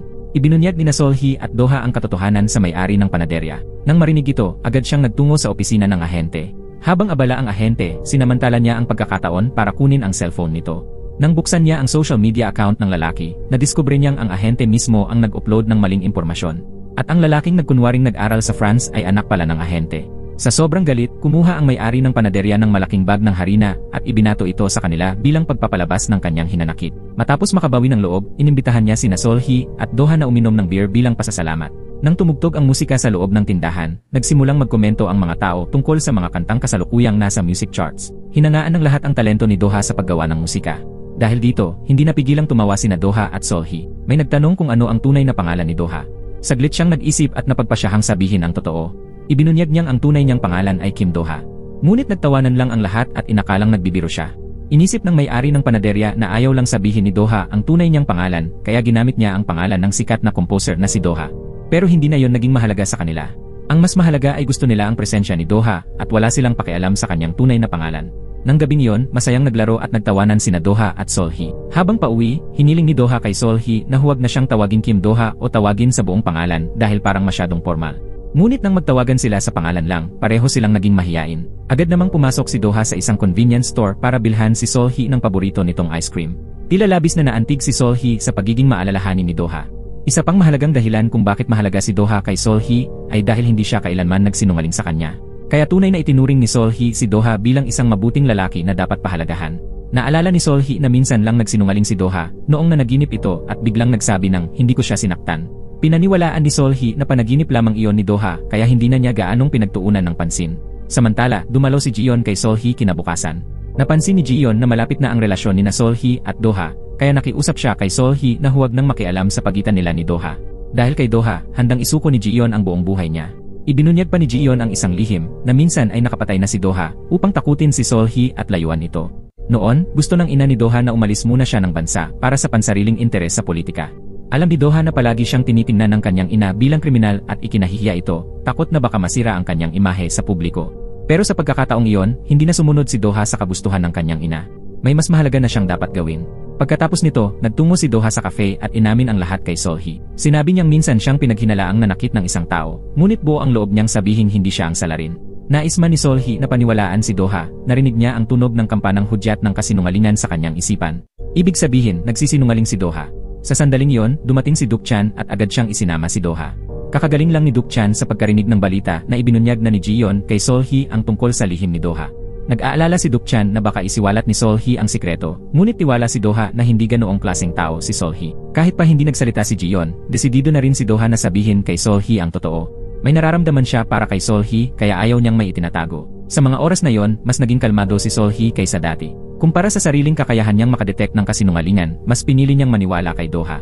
Dahil dito, naging curious siya at nagsimulang magsaliksik ng impormasyon tungkol sa kasong may kaugnayan kay Sungjun sa online sources. Lumabas na si Sungjun ang pangalan ni Doha noong siya ay nasa high school pa. Ayon sa mga impormasyon, minsan nang inamin ni Doha na may pananagutan siya sa pananakit ng isang tao. Naging labis ang pagkalito at pagkalungkot ni Solhee matapos malaman ito. Ni hindi nga makasagot si Dukchan sa tawag ni Doha dahil sa bigat ng sitwasyon. Hindi nakatulog si Solhee ng gabing iyon. Kinabukasan, tila wala siya sa sarili buong araw. Nagpadala ng mensahe si Doha, hinihinging magkita sila upang makapag-usap ng masinsinan. Ngunit magulo pa rin ang damdamin ni Solhee noon. Hindi niya alam kung paano haharapin si Doha. Sa huli, nagdesisyon siyang abalahin ang sarili upang makalimot sa mga iniisip niya. Kinagabihan, dumating si Doha kay Solhee at humingi ng tawad sa kanya dahil itinago niya ang lihim na yon. Habang hindi pa alam ni Doha kung saan magsisimula, may tumawag sa cellphone ni Solhee. Pinindot ni Solhee ang decline para tanggihan ang tawag. Ngunit pagkawala ng interface ng tawag, muling lumitaw ang webpage na kani-kanina lang ay tinitingnan niya. Natakot si Solhee na baka makita ito ni Doha, kaya agad niyang inagaw ang cellphone. Sa pagmamadali, aksidenteng natapon ni Solhee ang tasa ng mainit na tsaa at napaso si Doha sa kamay. Agad hinawakan ni Solhee ang kamay nito at inilagay sa malamig na tubig upang maibsan ang paso. Pagkatapos, mainat niyang pinahiran ng yelo ang paso ni Doha. Nang makita ni Doha ang mga mata ni Solhee na puno ng pag-aalala, naunawaan niyang pinagdududahan na siya nito. Ipinaliwanag ni Solhee na curious lamang siya kaya niya hinanap online ang tungkol sa kaso. Dahan-dahan niyang tinanong si Doha kung siya ba ang taong sinasabing salarin. Agad na intindihan ni Doha na ang pag-amin niya kagabi ay nahuli ng kakayahan ni Solhee na makadetect ng kasinungalingan. Kalma niyang sagot, hindi raw niya sinaktan ang taong iyon. Ngunit agad-agad, narinig ni Solhee ang kampanang hudyat ng kasinungalingan sa kanyang isipan. Sa pagkabigla, nabitawan niya ang yelo at nahulog ito sa sahig. Muli na namang napagtanto ni Solhee na nagsisinungaling si Doha. Litong-lito siya at hindi alam ang gagawin, kaya nakiusap kay Doha na ipaliwanag ang lahat. Ngunit hindi na naglakas loob si Doha na magsalita pa dahil alam niyang baka mas lalo lang siyang magkamali. At kapag nangyari iyon, mararamdaman ni Solhee na puro kasinungalingan ang kanyang sinasabi. Alam niyang tapos na ang lahat, kaya lumabas siya ng may mabigat na damdamin. Gabi na nang pumunta si Solhee sa bar kung saan sila minsang nag-date ni Doha. Umorder siya ng parehong pagkain na kinain nila noon. Ngunit napagtanto niyang kahit gaano kasarap ang pagkain, nawala na ito ng lasa kapag wala si Doha sa kanyang tabi. Nalasing si Solhee at hindi na napigilan ang sarili, tinawagan niya si Doha. Sinabi niya rito na kumakain siya ng hipon, tulad ng kinain nila noong date nila. Ngunit kahit hipon yon, wala itong lasa. Mas masarap pa rin ang hipon na si Doha mismo ang nagbalat para sa kanya. Iniisip ni Solhee na baka may ibang dahilan kung bakit nagsinungaling si Doha. Nang marinig ito, gustong-gustong ipaliwanag ni Doha ng harapan, pero tumanggi si Solhee. Gusto niya munang marinig ang paliwanag ni Doha sa telepono. Napagtanto ni Doha na takot si Solhee sa posibleng sagot, kaya siya mismo ang tumawag. Habang pauwi si Solhee, nadaanan niya ang isang magkasintahang nagtatalo. Nag-aaway ang dalawa tungkol sa komplikado nilang nakaraan sa pag-ibig. Dahil sa epekto ng alak, hindi napigilan ni Solhee ang sarili at nakisali sa pagtatalo. Para sa kanya, napakaliit ng isyong iyon kumpara sa problema niya ngayon. Nainis ang magkasintahan at sinisi siya ng malakas sa panghihimasok. Sa mga sandaling iyon, biglang dumating si Doha at tumayo sa harap ni Solhee. Nakita ng magkasintahan ang seryosong tindig ni Doha kaya agad silang umalis. Matapos noon, inihatid ni Doha si Solhee pauwi. Noong una, nagkunwari si Solhee na parang walang nangyari, kaya nagkwentuhan lang sila ni Doha ng tungkol sa pang-araw-araw na bagay. Inisip ni Solhee na kung magpapanggap siyang ayos lang ang lahat, baka bumalik din sa dati ang relasyon nila ni Doha. Pero natatakot si Doha na baka marinig na naman ni Solhee ang kanyang mga salita bilang kasinungalingan. Diretsahang sinabi ni Solhee na dahil sa mga kasinungalingan ni Doha, sumakit ng husto ang kanyang ulo. Hindi alam ni Solhee kung dapat pa ba niyang paniwalaan si Doha o hindi. Matapos niyang ilabas ang lahat ng bigat sa kanyang puso, pumasok siya sa loob ng bahay. Tahimik na pumasok si Doha sa elevator at umalis. Narinig ni Solhee ang tunog ng elevator kaya nagmadali siyang lumabas. Pero napaisip siya sandali at sa huli ay piniling huwag nang habulin si Doha. Naging matamlay si Solhee at napansin ito ng kanyang mga kaibigan. Nababahala sila dahil ang kawalan ng konsentrasyon ni Solhee ay maaaring makaapekto sa kanyang trabaho. Sa mga oras na yon, nakatanggap ng bagong trabaho si Solhee mula sa isang kliyente, kaya wala siyang magawa kundi ang piliting maging alerto at mag-focus. Pumunta si Solhee sa ospital at aksidenteng nakita si Kang Min na papasok sa Stomach Cancer Center. Nagkunwaring tagapag-alaga si Solhee para makakuha ng impormasyon mula sa isang nurse. Sinabi ng nurse na si Kang Min ay nasa huling yugto na ng paggamot para sa stomach cancer. Naisa nang kausapin ni Solhee si Kang Min, ngunit nakatanggap siya ng tawag mula sa kanyang kliyente. Napilitan siyang tumuloy sa kwarto ng pasyente. Sa pagkakataong ito, nagkunwari siyang sekretarya ng isang matandang lalaki upang alamin kung totoo ang sinasabi ng pamilya at doktor ukol sa kalagayan nito. Gustong malaman ng matanda ang tunay niyang kondisyon, ngunit pinapalakas ng loob ng pamilya at doktor na mabilis siyang gagaling pagkatapos ng operasyon. Naunawaan ni Seol-hee na nagsisinungaling sila. Pero alam din ng matanda na walang nagsasabi ng totoo. Alam niyang ginagawa iyon ng mga tao sa paligid niya dahil sa pagmamalasakit nila. Kaya napagdesisyonan niyang makiisa sa pagbibigay ng pag-asa. Minsan sa buhay, hindi kailangang gawing komplikado ang mga bagay, hindi lahat ng kasinungalingan ay masama. Sa kabaligtaran, may mga kasinungalingan na nagpapakita ng malasakit at sinseridad ng iba. Ang taos-pusong mga salita ng matanda ay tumimo sa puso ni Seol-hee. Paglabas ni Seol-hee sa ospital, nasalubong niya si Kang Min sa lobby. Itinago ni Kang Min ang kanyang sakit kay Seol-hee. Nagsinungaling siyang dumalaw lamang siya sa isang kaibigan. Inanyayahan niya si Seol-hee na maghapunan. Alam ni Seol-hee na nagsisinungaling si Kang Min, ngunit matapos ang usapan niya sa matanda, pinili niyang itago ang nalaman at pumayag siyang mag-dinner kasama si Kang Min. Samantala, bumalik na si Do-ha sa dati niyang tinitirhan. Lubos itong ikinabahala ni Duk-chan. Natatakot si Duk-chan na baka mabunyag ang tunay na pagkatao ni Do-ha at maapektuhan ang kumpanya. Bukod pa rito, may mga di inaasahang bagay na nangyayari. Itinuturing ni Om-ho si Do-ha bilang salarin sa nangyari sa kanyang kapatid, kaya't matagal na niya itong hinahanap upang makapaghiganti. At tila natuklasan na ni Om-ho na ang misteryosong taong may codename na Do-ha ay si Kim Sung-joon pala. Bukod pa roon, nararamdaman din ni Do-ha ang matinding presyon mula sa kanyang ina. Ang kanyang ina ay isang dating mambabatas na muling tatakbo sa halalan. Para sa kinabukasan ng kanyang karera sa politika, lumapit siya kay Duk-chan. Umaasa siyang madadala ni Duk-chan si Do-ha sa Germany upang maiwasang mabunyag ang sikreto at masira ang kanyang imahe bilang politiko. Para sa lahat ng tao sa paligid niya, si Do-ha ang may sala at maging ang kanyang sariling ina ay hindi naiba. Ayaw na ni Do-ha na patuloy na tumakas. Pinili niyang harapin si Om-ho upang linawin ang lahat ng nangyari. Samantala, nagkunwaring si Do-ha si Om-ho at nag-iwan ng liham para sa ina ni Do-ha na nag-aanyaya ng isang tagpuan. Akala ng ina ni Do-ha ay mula kay Do-ha ang paanyaya. Dahil sa takot na may ibang makaalam, dali-dali siyang pumunta sa isang restaurant upang hanapin si Do-ha. Si Om-ho, na nagmamasid mula sa malayo, ay nakita kung paanong naghanap ang ina ni Do-ha sa buong restaurant. Sa sandaling iyon, nakumpirma ni Om-ho na ang Do-ha ngayon ay si Sung-joon mula sa nakaraan. Kinagabihan, naghapunan sina Seol-hee at Kang Min. Hindi na napigilan ni Seol-hee ang kanyang kuryosidad at tinanong si Kang Min tungkol sa kanyang kalagayan. Sa puntong iyon, hindi na nais ni Kang Min na maglihim pa. Ipinagtapat niya ang lahat kay Seol-hee. Nang malaman niyang may sakit siya, ayaw niyang malungkot si Seol-hee kaya siya na mismo ang nagmungkahi ng hiwalayan. Ngunit hanggang ngayon, hindi pa rin niya maintindihan ang isang bagay. Noong naghiwalay sila noon, ano ang ibig sabihin ni Seol-hee nang sabihin nitong naririnig niya ang kasinungalingan? Inamin ni Seol-hee na totoo ang kanyang sinabi. May kakayahan siyang matukoy kung nagsisinungaling ang isang tao. Ngunit ang hindi niya kayang marinig ay ang dahilan sa likod ng kasinungalingan. Dahil sa hindi pagkakaunawaan noong panahong iyon, nawalan sila ng pagkakataong manatili sa isa't isa. Sa muling pagkikita nila, naisa nang makipagbalikan ni Kang Min, ngunit sinabi ni Seol-hee na may nararamdaman na siyang iba. Iginagalang ni Kang Min ang desisyon ni Seol-hee at hindi na siya pinilit. Pauwi na si Seol-hee nang seryoso niyang pinag-isipan ang mga sinabi ni Kang Min. Napagtanto niyang marahil nagsinungaling si Do-ha dahil may mga sikreto itong hindi kayang sabihin ng basta-basta. Sa pag-isip na yon, agad na pinuntahan ni Seol-hee si Do-ha. Dumating si Seol-hee sa tapat ng apartment ni Do-ha, ngunit hindi niya alam kung anong unit ito, kaya tinawagan niya si Do-ha upang itanong. Sa mga oras na yon, mahinihing kumatok si Om-ho sa bintana ng kotse ni Seol-hee at nagtanong kung sino ang kanyang hinahanap. Habang sinasagot ni Do-ha ang tawag, narinig niya ang boses ni Om-ho at labis siyang natakot. Binalaan ni Do-ha si Seol-hee na ang lalaking yon ay minsan nang nagtangkang patayin siya. Pinakiusapan ni Do-ha si Seol-hee na umuwi na agad. Nang marinig ito, dali-daling umatras si Seol-hee sa pagmamaneho. Ngunit sa kasamaang palad, naubusan ng baterya ang kanyang cellphone at namatay ito. Naalala ni Do-ha na minsan nang nakita ni Om-ho si Seol-hee sa bus at inakalang nobya niya ito. Natakot si Do-ha na baka mapahamak si Seol-hee kaya dali-dali siyang tumakbo palabas ng gate. Nang muntik nang makita ni Om-ho si Do-ha, biglang hinila ni Seol-hee si Do-ha papalayo. Tumakbo at nagtago ang dalawa sa isang sulok habang si Om-ho ay unti-unting lumalapit. Nang malapit na siyang makita ang dalawa, bigla siyang tinawag ng isa pang gwardiya. Sinisi ni Do-ha si Seol-hee dahil hindi siya nakinig at umalis ng mag-isa. Pero may sariling pananaw si Seol-hee. Hindi niya kayang panoorin lang si Do-ha na mapahamak. Pagkarinig nito, handa na sanang ipaliwanag ni Do-ha ang lahat, ngunit hindi na niya kinailangan pang magsalita. Nagpasya si Seol-hee na magtiwala ng buo kay Do-ha. Agad silang bumalik sa bahay ni Do-ha at matagumpay na nakataka sa pagmamanman ni Om-ho. Nahinuha rin ni Seol-hee na si Om-ho ang kapatid ng dating kasintahan ni Do-ha. Nang makita ni Do-ha na interesado si Seol-hee tungkol sa kanyang ex, ikinuwento niya ang buong istorya. Maraming taon na ang nakalipas, kilala pa siya noon bilang si Sung-joon sila ni Om-ji ay matagal nang magkakilala at matamis ang kanilang relasyon. Dahil pumunta si Do-ha sa Seoul upang mag-aral sa universidad, napilitan silang magkaroon ng long-distance relationship. Sa simula, inakala ni Do-ha na hindi ito magiging problema, ngunit kalaunan ay lumitaw ang sintomas ng matinding pag-aalala kay Om-ji, at ayaw na nitong ipagpatuloy ang ganitong uri ng relasyon. Bagaman abala si Do-ha sa kanyang pag-aaral, palagi pa rin siyang bumibisita kay Om-ji. Ngunit pakiramdam ni Om-ji ay kulang pa rin ito, kaya madalas silang mag-away tungkol dito. Matigas ang ulo ni Om-ji, para patunayan ang kanyang pagmamahal, minsan ay sinasaktan pa niya ang sarili. Hanggang isang araw, nadiskubre ni Doha na ginagamit ni Omji ang kanyang cellphone para magpadala ng mga mensahe ng pagtanggi sa ibang babae. Pakiramdam ni Doha ay kinokontrol siya, kaya nagalit siya kay Omji at iminungkahi ang pakikipaghiwalay.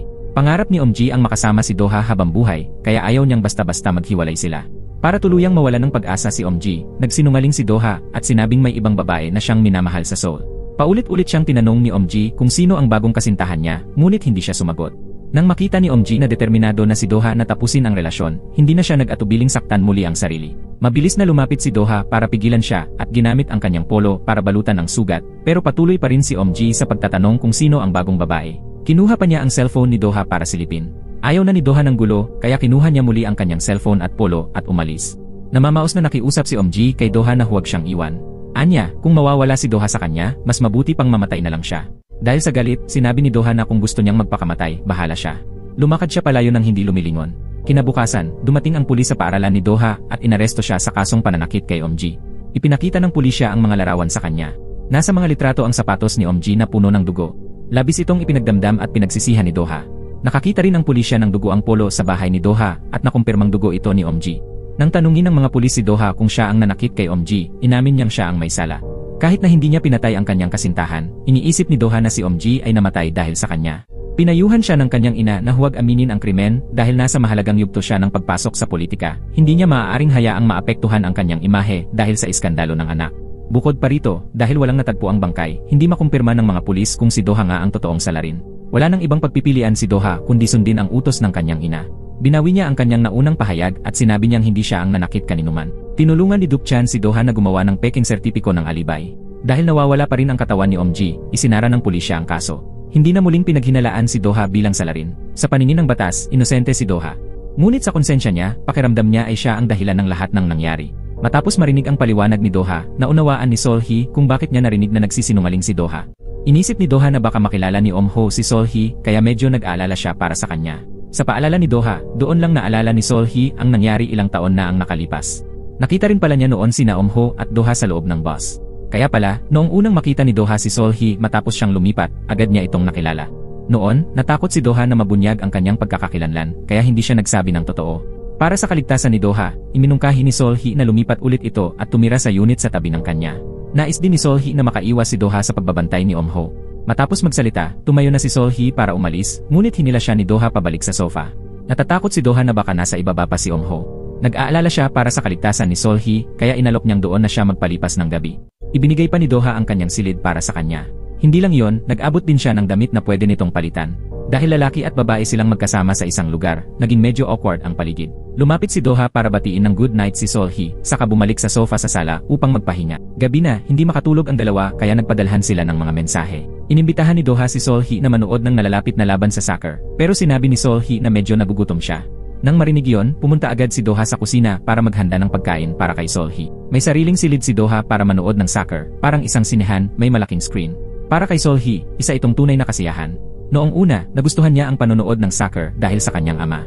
Kalaunan, napagtanto niyang sa mundo ng soccer, hindi kailangan ang kasinungalingan, kailangan mo lang maniwala sa kung ano ang nakikita mo. Ang soccer, tulad ni Doha, ay hindi nagsisinungaling. Kaya pakiramdam ni Sol-hee ay ligtas siya. Nang marinig ni Doha na ganoon kataas ang tingin sa kanya ni Sol-hee, napangiti siya. Ang ganong atmosfera ay unti-unting nagpalapit sa kanila. Biglang iminungkahi ni Sol-hee na kainin na agad nila ang noodles, at pagkatapos ay masayang nagtawanan silang dalawa habang nanonood ng soccer match. Kinabukasan ng umaga, pagdilat ni Sol-hee ng kanyang mga mata, nakita niyang katabi niyang natutulog si Doha. Maingat na tinitigan ni Sol-hee ang gwapong mukha ni Doha. Tumayo siya, ngunit aksidenteng naapakan ang remote at natumba siya sa ibabaw ni Doha.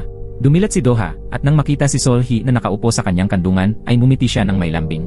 Sa telebisyon, isang eksena ng camping sa labas ang ipinapalabas. Ang ganong uri ng kasiyahan ay labis na ikinatuwa ni Sol-hee, ngunit hindi pa niya ito nasubukan kailanman. Nang makita ni Doha na interesado si Sol-hee sa camping, naisip niyang dalhin siya sa kalikasan. Nagrenta si Doha ng sasakyang puno ng mga kailangang kagamitan at nagtayo sila ng tent ni Sol-hee.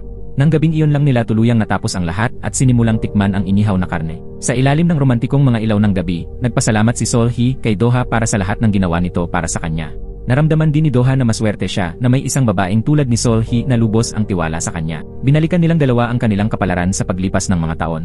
Dahil dito, naramdaman ni Doha na si Sol-hee na talaga ang babaeng nakatadhana para sa kanya. Diretsahang sinabi ni Sol-hee na minsan ay inakala rin niyang si Doha ang kanyang kapalaran.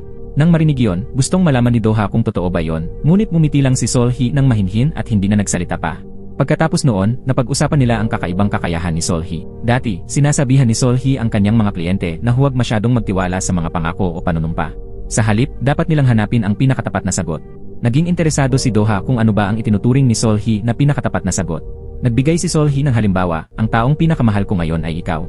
Nang marinig ito, agad na sinabi ni Doha na ang taong pinakagusto niya ngayon ay si Solhi. Matapos nito, marahan siyang humalik kay Solhi sa labi. Naramdaman ni Solhi ang damdamin ni Doha, kaya't banayad din siyang tumugon sa halik nito. Sa ilalim ng malamig ngunit maaliwalas na gabi, tuluyan nang naipahayag at napagtibay ng dalawa ang kanilang nararamdaman para sa isa't isa. Magkahawak kamay silang bumalik sa gusaling tinitirhan nila. Nag-iwan si Solhi ng banayad na halik sa pisngi ni Doha, saka sila pumasok sa kanilang bahay. Sa loob, tinitingnan ni Doha ang matatamis nilang larawan ni Solhi. Hindi niya alam na sa mga sandaling iyon, abala si Omho sa paghahanap sa kanya. Nabalitaan ni Omho mula sa isang reporter na si Jiyon ay kakilala ni Doha, kaya posibleng alam nito kung saan nakatira si Doha. Kinagabihan, dahil hindi nakuha ni Jiyon ang pagmamahal ni Doha, nagtungo siya sa isang bar upang kumanta at ibuhos ang sama ng loob. Sa oras na yon, inosente pa rin si Jiyon at walang kaalam-alam na sinusundan na pala siya. Pagbalik ni Jiyon sa parking lot, sinamantala ni Omho ang pagkakataon at dinukot siya. Pagkatapos, ginamit ni Omho ang cellphone ni Jiyon upang tawagan si Doha. Nang makita ni Doha na nasa panganib si Jiyon, hindi na siya nag-aksaya ng oras para ipaalam ito kay Solhi at mag-isang humarap kay Omho. Pagkakita pa lang ni Omho kay Doha, agad niyang naalala ang nakaraan. Buo pa rin ang paniniwala ni Omho na si Doha ang salarin na pumatay sa kanyang kapatid. Sa paningin ni Omho, ang inosenteng mukha ni Doha ay pakunwaring kaawa-awa lang. Pagkatapos nito, paulit-ulit na binugbog ni Omho si Doha at pinilit siyang aminin ang totoo. Naalala ni Doha ang sinabi ni Solhi noon na lubos siyang naniniwalang wala siyang nasaktan. Dahil doon, unang beses na nagkaroon ng lakas ng loob si Doha para harapin si Omho. Sinabi ni Doha na hindi siya ang nanakit sa kapatid ni Omho. Labis niyang pinagsisisihan ang kanyang galit noon at ang masasakit na salitang nasabi niya na naging dahilan para gumawa si Omji ng isang padalos-dalos na bagay. Kaya simula noon, pinili ni Doha na mamuhay sa pagsisisi bilang pagbabayad sa kanyang pagkukulang. Sa totoo lang, may bahagi rin ng responsibilidad si Omho bilang kuya dahil hindi niya kailanman tunay na inintindi ang nararamdaman ni Omji. Sa mga salitang iyon, tila natigilan si Omho. Pero matigas pa rin ang loob ni Omho at iginiit na si Doha ang may kasalanan. Kaya agad siyang kumuha ng armas at sumugod kay Doha. Sa kabutihang palad, dumating si Kang Min sa tamang oras para iligtas si Doha. Napag-alaman na mas maaga pa, may ipinakitang larawan ng suspect sa isang kaso ang kasamahan ni Kang Min. Nang makita niya ang larawan ng suspect, agad niyang nakilala si Doha. Naalala rin ni Kang Min na kamakailan ay naging malapit si Solhi kay Doha. Dahil sa pag-aalala, nagpadala si Kang Min ng mensahe kay Solhi upang ipaalam sa kanya ang tungkol sa issue. Ngunit hindi sumagot si Solhi sa mensahe, kaya pumunta siya sa gusali kung saan ito nakatira. Pagdating niya, nakita niyang nagmamadaling lumabas si Doha. Agad siyang sumunod at doon niya natuklasan na ang taong kinausap ni Doha ay si Omji na kapatid ni Omho. Sa kabutihang palad, dumating si Kang Min sa oras para pigilan si Omho. Plano ni Kang Min na dalhin sa presinto si Omho at Doha para imbestigahan. Ngunit biglang tumakbo palayo si Omho. Agad siyang hinabol ni Kang Min, determinado siyang hulihin ang lalaking tila nawawala sa sarili. Nang malapit na niyang maabutan si Omho, biglang sumulpot si Doha at hinarangan siya. Nais ni Doha na makalayo si Omho. Pagkareaksyon ni Kang Min, wala na siyang bakas na nakita ni Omho. Alam ni Doha na si Omho ay naghahanap lang ng paghihiganti at wala namang intensyon na saktan ang ibang tao. Ngunit para kay Kang Min, bilang isang pulis, hindi mahalaga kung sino ang target. Ang mahalaga ay armado si Omho at laging may panganib ang ganitong sitwasyon. Sa paningin ni Kang Min, sinadya ni Doha na palayain si Omho dahil takot siyang mabunyag ang kanyang tunay na pagkatao. Tahasan namang sinabi ni Doha na nasabi na niya ang buong katotohanan kay Solhi. At kahit nalaman na ang lahat, piniling makipagrelasyon pa rin ni Solhi sa kanya. Masakit man sa damdamin, tinanggap ito ni Kang Min. Paulit-ulit na pinaalalahanan ni Kang Min si Doha na alagaan ang sarili upang hindi mag-alala at matakot si Solhi. Samantala, habang nakatakas na si Omho, naalala niya ang mga alaala niya kasama ang kanyang kapatid. Ang dahilan kung bakit naging labis na nakaasa si Omji kay Doha ay dahil sa pagkukulang din ni Omho. May sarili ring mga pangarap si Omji, kaya nag-ipon siya ng pera para sa matrikula sa universidad. Umasa siyang magiging karapat-dapat siya para kay Doha na napakagaling. Sa kasamaang palad, ang kanilang ama ay isang sugarol. Isang araw, kinuha nito ang perang pinaghirapan ni Omji. Sinunod ni Omji ang payo ng kanyang kuya at itinuring si Doha bilang katuparan ng kanyang pangarap. Si Doha lamang ang tanging pag-asa niyang makaalis sa malungkot at magulong buhay. Noon, hindi inakala ni Omho na ang mga salitang binitiwan niya ang tuluyang sisira sa buhay ni Omji. Matapos ang insidente ng pagkidnap, labis na natakot at nabalisa si Jiyon. Sa huli, napagtanto ni Jiyon na ang kanyang padalos-dalos na kilos ay muntik nang makasama kay Doha. Pagkatapos nito, tumigil na si Jiyon sa pilit na pagmamahal kay Doha.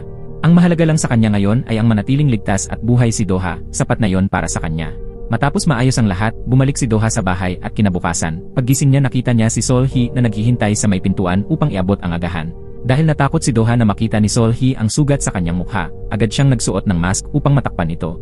Miss na miss ni Solhee si Doha kaya gusto niyang makita ang mukha nito. Hindi rin nagawang tanggihan ni Doha si Solhee kaya tinanggal niya ang mask pagkatapos, tapat niyang isinalaysay kay Solhee ang lahat. Kabilang dito ang pagdating ni Kang Min at ang katotohanang alam na nito ang tunay niyang pagkatao. Nalaman din ni Duc Chan na kinidnap ni Ho si Ji-yeon at hinahanap si Doha upang maghiganti. Kaya dali-dali siyang nagtungo sa bahay ni Doha upang alamin ang sitwasyon. Nag-aalala si Doha na kapag nagpatuloy pa ito, malalaman din ni Ho ang kanyang pagkakakilanlan. Dahil sa reputasyon ng kanilang kumpanya, napagdesisyonan ni Doha na huwag nang panatilihin ang koneksyon niya kay Duc Chan. Mananatili rin si Doha sa kanyang kasalukuyang bahay upang bantayan si Solhee. Pero ang totoo, isa lang itong dahilan upang makasama pa rin niya si Solhee. Nang makita ni Duc Chan na umiibig si Doha, medyo nalungkot siya. Paglabas niya, nasalubong niya si Solhee sa pintuan. Tinanong niya kung talagang naniniwala ito kay Doha. Buong paniniwala namang sinabi ni Solhee na hindi nanakit ng sinuman si Doha at pinili niyang pagkatiwalaan ito ng buong puso. Muling nagtanong si Solhee kung naniniwala rin ba si Duc Chan kay Doha. Sinabi ni Duc Chan na naniniwala siya pero naramdaman ni Solhee na nagsisinungaling siya.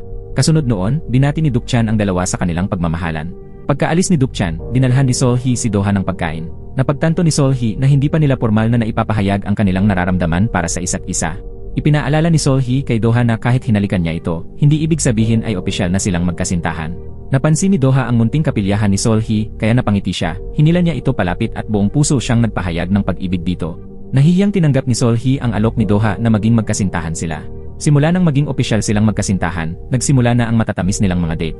Sa mga panahong iyon, abala ang mga tindero sa paligid sa paghahanda para sa isang pista. Nais ni Solhee na isama si Doha sa pagdiriwang. Palaging may anyo ng pagiging isang malungkot na lalaki si Doha, kaya nais ni Solhee na matulungan siyang makihalubilo sa komunidad. Tungkol naman sa pista, hindi tumanggi si Doha, sa katunayan, siya pa mismo ang nagmungkahi na sumama kay Solhee. Agad na naghanda ang lahat ng mga gamit at nagtungo sa lugar kung saan ginaganap ang pista. Hindi nagtagal, nagsimula nang dumagsa ang mga tao sa bakuran at puno na ng mga mamimili ang bawat stall. Tanging stall lang ni Solhee ang halos walang tao, kaya nagpanggap si Doha bilang isang customer upang makatulong sa pag-a-advertise at pag-akit ng mga mamimili. Nang ininom ni Doha ang inumin sa harap ng lahat habang nakangiti, agad na nahalina ang mga dumadaan sa kanyang kagwapuhan at nagsimulang mag-uunahan sa stall para umorder ng parehong inumin. Sa mga sandaling iyon, palihim na dumating sa pista ang ina ni Doha matapos matanggap ang impormasyon mula kay Duc Chan. Laking gulat niya nang makita si Doha na masaya at nakikihalubilo sa mga tao. Matagal na niyang hindi nakita ang ganoong ngiti mula sa anak. Hindi na siya lumapit at tahimik na lang siyang tumalikod at umalis sa pista. Bumili rin si Doha ng peres ng teddy bear bilang alaala nilang dalawa. Pagkatapos noon, nakatakdang umakyat sa entablado ang lalaking nagtatrabaho sa convenience store upang tumugtog, ngunit hindi pa dumarating ang kanyang gitarista. Sa tulong ng paninindigang ibinigay ni Solhee, nagkalakas loob si Doha na umakyat sa entablado. Tinulungan niya ang lalaki upang matagumpay na matapos ang performance. Matapos ang kanta, nanalo ang lalaki ng malaking premyo dahil sa kanyang pagtatanghal. Habang patapos na ang pista, inakay ni Doha si Solhee sa isang stall. Pagkatapos ay misteryosong kinuha ni Doha ang isang bag mula sa may-ari ng tindahan at inabot ito kay Solhee bilang regalo. Lumabas na nakita ni Doha ang isang bola na may pirma ng isang sikat na atleta. Sinabi ng orihinal na may-ari ng bola na ito ay may pirma ng isang tanyag na bituin. Ngunit naramdaman ni Solhee na isa lamang itong kasinungalingan. Gayunpaman, dahil sa mabuting intensyon ni Doha, hindi niya na lang ito ipinahiya o binuking ang kasinungalingan ng may-ari ng tindahan. Sa araw na yon, labis na naging masaya si Solhee. Habang pinapanood nila ang mga paputok, hindi na napigilan ni Solhee ang sarili at tumayo siya sa kanyang mga daliri upang halikan si Doha sa pisngi. Bilang ganti, hinalikan din siya ni Doha sa pisngi. Habang abala silang ninanamnam ang tamis ng pag-ibig, biglang may nakatuklas ng kalansay ng tao na nakabaon sa kabubatan. Pagkatapos ng pista, nagkaroon ng pribadong pag-uusap ang dalawa. Dahil sa tiwala ni Solhee, nagkaroon ng lakas ng loob si Doha na tanggalin ang kanyang mask at muling humarap sa mundo. Nagpasalamat si Doha kay Solhee sa pananatili sa kanyang tabi at pagbibigay ng tapang. Hindi na napigilan ng dalawa ang kanilang damdamin at halos maghalikan na sila nang biglang lumitaw ang lalaking taga-convenience store. Lasing ito at walang kaalam-alam sa paligid, ngunit hindi pa rin niya nakalimutang magmakaawa kay Doha na turuan siya bilang alagad ng musika. Dahil wala nang ibang magagawa, kinailangan ni Doha na buhatin siya pabalik sa kanyang bahay upang makapagpahinga. Sa mga oras din iyon, tumawag ang pamilya ng lalaki. Sinagot ito ni Doha at ibinigay ang kanilang address upang mapuntahan at masundo siya. Nagkataon, ang kuya ng lalaking nagtatrabaho sa convenience store ay si Ethan, isang mangaawit. Si Ethan ang pangunahing bokalista ng isang boy band sa ilalim ng J Entertainment Company. Noong nakaraan, minsan na rin siyang humiling kay Doha na gumawa ng kanta para sa kanya. Hindi rin nakalimutang ipakilala ng lalaking mula sa convenience store sa kanyang kapatid na si Doha ay isang kilalang songwriter. Akala ni Ethan na nagbibiro lang ang kapatid niya kaya hindi niya ito masyadong pinansin. Ang gusto lang niya ay agad na maiuwi ang kanyang kapatid. Kinabukasan, nagtungo sina Solhee at Doha sa isang pamilyar na kainan. Si Doha na mismo ang nagkusang loob na humiling sa may-ari ng karinderya na bigyan sila ng dagdag na ulam. Sa tagpong iyon, naalala ni Sol-hee kung paanong dati ay ayaw ni Do-ha na kumain sa labas. Pero ngayon, kaya na niyang ipahayag ang kanyang mga pangangailangan at harapin ang may-ari ng kainan ng diretsyo. Habang kumakain, masayang nagkukwentuhan at nagtatawanan ang dalawa. Sa mga oras ding iyon, nag-ulat ang balita sa TV tungkol sa isang hindi pa nakikilalang bangkay na natagpuan kamakailan sa isang bundok. Dahil nasaksihan ni Kang Min si Om-ji na nagtatangkang maghiganti kay Do-ha, nais niyang alamin kung mapagkakatiwalaan ba talaga si Do-ha, na nobyo ngayon ni Sol-hee. Nagpasya si Kang Min na siyasatin ang katotohanan sa kaso ni Om-ji. Mag-isa siyang nagtungo sa Jongdong upang kausapin ang kapitan na siyang humawak sa kaso noon. Habang nag-uusap sila, nakatanggap ng ulat ang kapitan na may natagpuang kalansay sa bundok malapit sa baybayin kung saan huling nakita si Om-ji. Pagkarinig nito, agad na sumama si Kang Min sa kapitan patungo sa lugar. Nang suriin ng kapitan ang bangkay, napansin niya ang isang singsing ngunit palihim niya itong itinago. Hinala ni Kang Min na dahil malapit sa dagat natagpuan ang bangkay at hindi pa rin natatagpuan ang katawan ni Om-ji, malaki ang posibilidad na ito na nga iyon. Tila ayaw ng kapitan na masyadong kumalat ang impormasyon tungkol sa kaso, kaya tumanggi siyang isama si Kang Min sa investigasyon. Kinumpirma ng forensic doctor na ang bangkay ay sa isang babae, wala pang 25 taong gulang. Mukhang 5 taon na ang nakalipas mula nang mamatay ang biktima. Nagduda si Kang Min sa tila pabaya at walang interes na pagtrato ng kapitan sa kaso, kaya kinausap niya ang isang kakilala sa forensic department upang makakuha ng karagdagang impormasyon. Makalipas ang ilang sandali, pinuntahan ni Kang Min si Sol-hee. Naniniwala siya na si Sol-hee ay may kakayahang makarinig at makaunawa ng kasinungalingan. Matapos marinig ni Sol-hee ang pag-amin ni Do-ha, naniwala siyang hindi ito isang mamamatay tao. Tinanong ni Kang Min kung may limitasyon ba ang kakayahan ni Sol-hee. Tapat namang sinabi ni Sol-hee na may hangganan pa rin ang kanyang kakayahan. Kailangan niyang direktang kausapin ang isang tao upang malaman kung totoo ang sinasabi nito o hindi. Pagkarinig nito, nagtanong si Kang Min ng isang mahirap na tanong, kung may taong nakasakit sa iba pero sinabing hindi nila alam na may nasaktan sila, maririnig mo ba yon bilang katotohanan? Pagkatapos ay isinalaysay ni Kang Min kay Sol-hee ang tungkol sa natagpuang bangkay sa bundok. Nabasa rin ni Kang Min ang impormasyon na si Do-ha ay umiinom ng sleeping pills at tranquilizer. Ang mga side effect ng mga gamot na ito ay maaaring magdulot ng pagkawala ng alaala at pagbabago ng persepsyon. Ngunit kahit ganoon, buo pa rin ang loob ni Sol-hee, sinabi niyang pinili niyang pagkatiwalaan si Do-ha. Ngunit sa kalooban ni Sol-hee, nagsimulang lumitaw ang pakiramdam ng pagkabahala. Matapos makausap si Kang Min, nagtungo si Sol-hee sa music bar upang hanapin si Do-ha.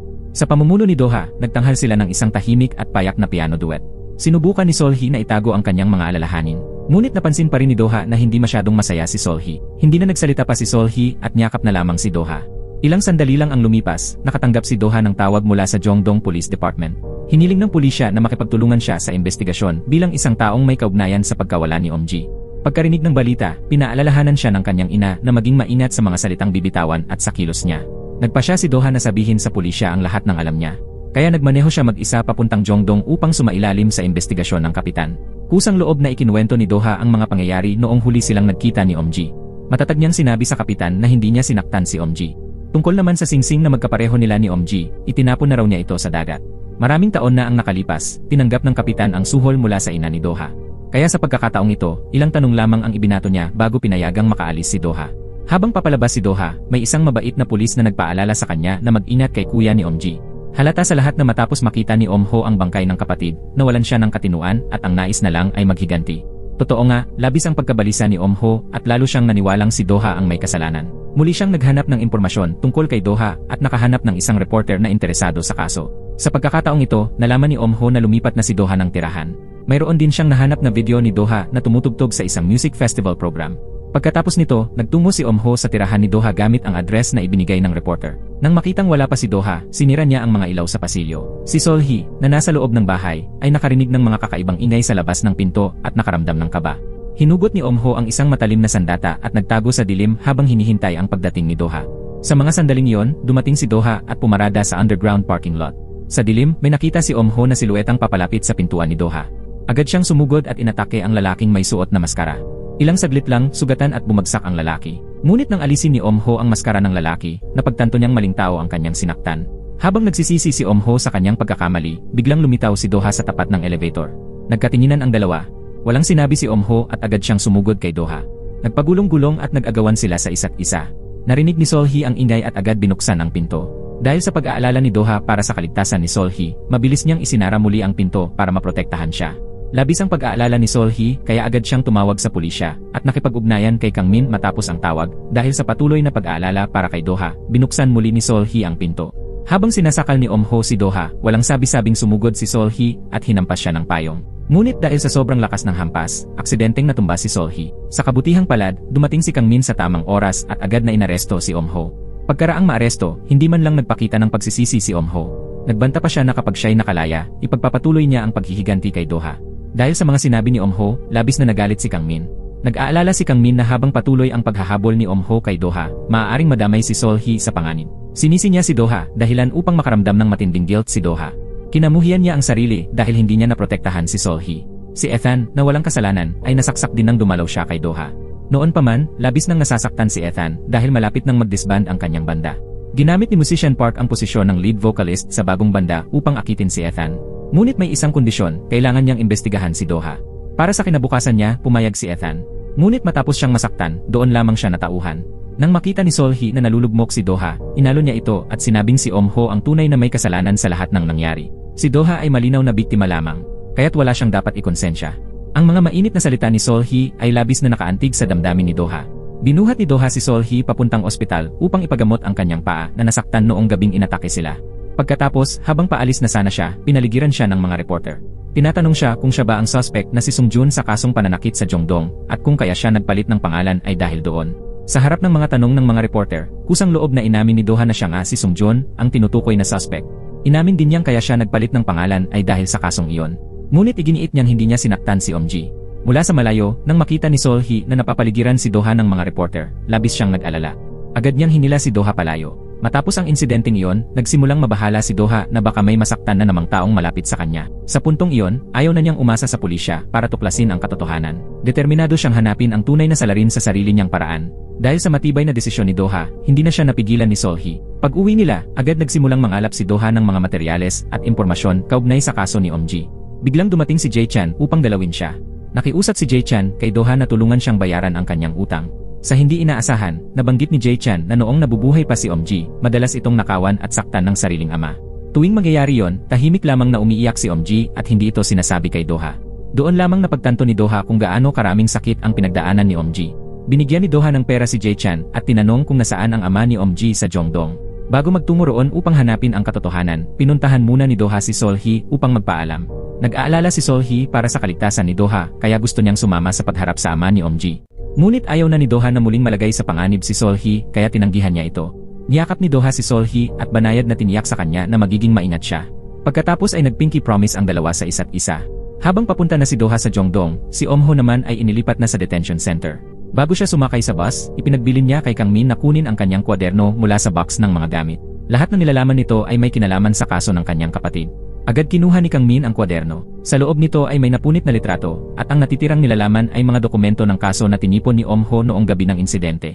Nadiskubre ni Kang Min na may isang may-ari ng tindahan malapit sa dalampasigan na nakakita kina Omji at Doha na magkasama. Pinag-isipan ni Kang Min na maaaring ang tindera ang tanging saksi sa kaso. Samantala, nakarating na si Doha sa Jongdong. Ngunit ang mga tao roon ay naniniwala pa rin siya ang salarin, kaya't pinagmumura siya at binuhusan ng maruming tubig. Hindi na pinansin ni Doha ang mga yon. Tumuloy siya sa maliit na tindahan na pagmamay-ari ng pangalawang asawa ng ama ni Omji. Pagkarinig pa lang na may itatanong si Doha tungkol sa ama ni Omji, agad isinara ng babae ang pinto. Wala nang nagawa si Doha kundi umalis, at aksidenteng nakita ang isang sulat mula sa insurance company na naka-address sa ama ni Omji sa tabi ng basurahan. Ang investigasyon ni Doha sa Jongdong ay labis na ikinabahala ni Sol-hee, kaya tahimik siyang nagmaneho papuntang Jongdong at hinanap si Doha sa tabing dagat. Nang lumingon si Doha, nakita niya si Sol-hee na nakatayo hindi kalayuan. Masayang nilapitan at niyakap ni Doha si Sol-hee. Pagkatapos ay nagtungo silang dalawa sa bangko kung saan dati nagtatrabaho si Omji. Doon, tinanong nila ang isang kasamahan ni Omji tungkol sa kanyang kalagayan noon. Naawa ang kasamahan ni Omji sa kanya at hindi rin siya naghinala kay Doha. Dahil habang nagtatrabaho si Omji, madalas siyang puntahan ng mga naniningil ng utang sa mismong opisina. Pati ang kanyang ama ay nagpupunta roon at nagwawala upang maningil ng pera. Malaki ang naging epekto nito sa kalusugan at pag-iisip ni Omji. Bago siya namatay, kumuha siya ng insurance sa kanyang pangalan. Upang makuha ang pera sa insurance, madalas bumalik sa bangko ang kanyang ama at nagwawala upang pilitin ang bangko na ibigay ito. Ilang panahon pagkatapos mamatay si Omji, nakuha na ng kanyang ama ang pera at masayang umalis. Muli, pumunta sina Doha at Sol-hee sa palengke upang ipaalam sa pangalawang asawa ng ama ni Omji ang mga natuklasan nila. Binalaan nila ito na maaaring siya ang susunod na puntiryahin ng lalaki. Nang marinig yon, tumigil na siya sa pagtatago at isiniwalat ang kinaroroonan ng ama ni Omji. Napag-alaman nila na ang ama ni Omji ay kasalukuyang nagtatago sa isang iligal na sugalan sa underground. Pagdating ni Doha at Sol-hee, hinarang sila ng mga gwardiya sa pasukan. Sa kabutihang palad, ang manager ng kasino ay ang boss ng sindikato na dati ring naging customer ni Sol-hee. Labis ang paggalang ng boss kay Sol-hee, kaya agad niyang pinaunlakan ang dalawa na makapasok sa loob ng kasino. Pagkapasok nila, napansin agad ni Doha na naroon din si Jae Chan. Bumalik ang tunay na ugali ni Jae Chan, sinadya niyang hindi ibunyag ang lokasyon ng ama ni Omji upang patuloy na makapanikil ng pera kay Doha. Habang nag-uusap ang dalawa, biglang nagkaroon ng gulo sa isang bahagi ng kasino at isa sa mga nasangkot ay ang ama ni Omji. Hindi na napigilan ni Doha ang galit at agad niyang sinunggaban sa kwelyo ang ama ni Omji, tinatanong kung siya ba ang nanakit kay Omji. Sa likuran nila, nakatayo si Solhee, naghihintay sa sagot ng lalaki. Gusto rin ni Solhee malaman kung nagsisinungaling ito. Tinanong muli ni Doha ang ama ni Omji kung siya ba ang nanakit ng ibang tao. Mariin itong tumanggi. Nang mapagtanto ni Solhee na hindi ito nagsisinungaling, binitiwan na ni Doha ang pagkakasunggab sa kanya. Sinabi ng ama ni Omji na noong panahong iyon, hinahabol siya ng mga pinagkakautangan niya. Sa sobrang desperasyon, naisip pa niyang mas mabuti kung may manakit kay Omji upang makuha niya ang pera sa insurance. Akala niya noon si Doha ang gumawa ng masama sa kanyang anak. Hindi pa niya nakalimutang pasalamatan si Doha sa pagtulong sa kanya. Nang makita niyang may bagong kasintahan si Doha, nagsimula pa itong mang-asar. Pagkatapos ng kanyang sinabi, lumapit siya kay Solhee na parang mambibiro rin. Ngunit agad siyang pinigilan ng boss ng sindikato na may mataas na paggalang kay Solhee at tinuruan ng leksyon ang ama ni Omji. Tinanong niya ito kung sino talaga ang tunay na salarin. Paglingon niya, nakita niya sa gitna ng mga tao si Jae Chan. Nakilala ng ama ni Omji si Jae Chan bilang taong araw-araw na sumusunod kay Omji noon. Nang mapansin ni Jae Chan na hindi na pabor sa kanya ang sitwasyon, agad siyang tumakbo at sumibat gamit ang motorsiklo. Hinabol siya ni Doha gamit ang kotse. Hindi nakasabay si Solhee kaya napilitan siyang sumakay sa kotse ng boss ng sindikato para makasunod. Dumaan si Jae Chan sa makikitid na eskinita para makatakas. Sinuri ni Doha ang daan at hinarangan ito kaya napilitan si Jae Chan na tumigil. Inamin ni Jae Chan na siya ang pumatay kay Omji. Ngunit agad siyang bumawi at sinabing nagbibiro lang siya. Ipinagyabang pa niya na naging sila ni Omji matapos umalis si Doha papuntang Seoul. Biglang sumingit si Solhee at sinabing nagsisinungaling si Jae Chan. Muling tinanong ni Doha kung siya ba talaga ang salarin, ngunit hindi ito sumagot. Sa hindi inaasahan, sinamantala ni Jae Chan ang pagkabigla ni Doha, itinulak siya at tinutukan ng kutsilyo si Solhee. Nagbanta si Jae Chan na sasaktan si Solhee kapag may lumapit.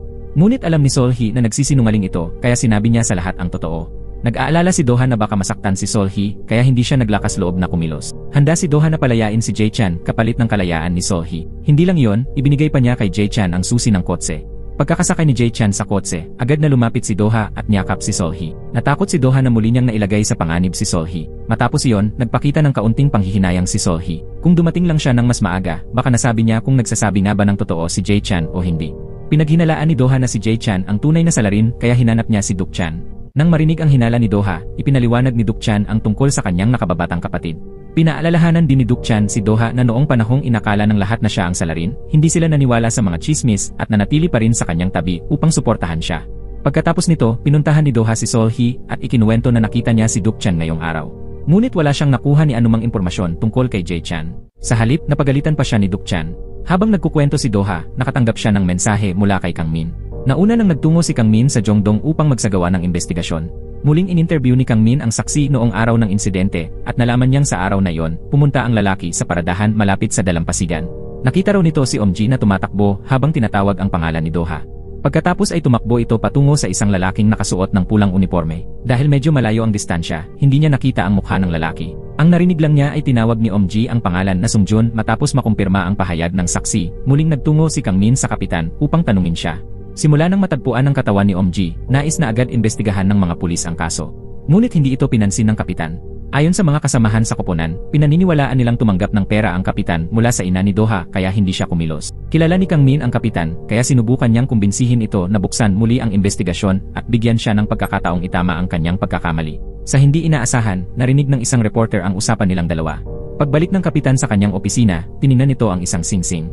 Nagkita sina Doha at Kang Min at nalaman ni Doha ang pahayag ng saksi. Naalala niya ang nangyari noong gabing iyon. Magkasama silang pumunta ni Omji sa dalampasigan. Matapos niyang imungkahi ang pakikipaghiwalay, umalis siya. Kung may taong nakasuot ng pula ang bumalik sa dalampasigan upang hanapin si Omji, pinaniniwalaan ni Doha na si Jae Chan iyon. Dahil si Jae Chan ay matagal nang may gusto kay Omji. Ang mahalagang gawin ngayon ay hanapin agad si Jae Chan upang makumpirma ito. Pagkatapos, pinuntahan ni Doha si Solhee upang humingi ng tulong sa paghahanap kay Jae Chan. Sa daan, nakatanggap si Solhee ng tawag mula sa boss ng sindikato. May mga tauhan ng boss na nakakita kay Jae Chan sa kasino at agad siyang dinakip. Dali-daling nagmaneho si Solhee papunta sa address na ibinigay ng boss. Ngunit pagdating niya roon, nakatakas na si Jae Chan. Ginamit ni Solhee ang kanyang kakayahang makadetect ng kasinungalingan upang tanungin ang dalawang tauhan ng sindikato. Sa kanyang tainga, tumunog ang babalang tunog. Napagtanto ni Solhee na ang dalawa ang nagpalaya kay Jae Chan. Natakot ang mga tauhan ng boss sa kakayahan ni Solhee, kaya wala silang nagawa kundi aminin ang totoo. May taong nagbayad ng utang para sa nakababatang kapatid ni Jae Chan. Kaya pinakawalan nila ito. Kinuha ni Doha ang isang litrato at tinanong kung ang taong nasa litrato ba ang tinutukoy nila. Kinumpirma nilang iyon nga. Agad na tinawagan ni Doha at Sol-hee si Duk-chan. Humingi lang ng paumanhin si Doha kay Duk-chan sa nangyari noong nakaraan. Sa huli, tinanggap din ni Duk-chan ang paghingi ng tawad ni Doha. Nang malaman niyang hinahanap ni Doha si Jae-chan, sinabi ni Duk-chan na wala siyang anumang impormasyon. Paglingon ni Duk-chan, nakita niya ang kanyang nakababatang kapatid na nagtatago sa loob ng bahay.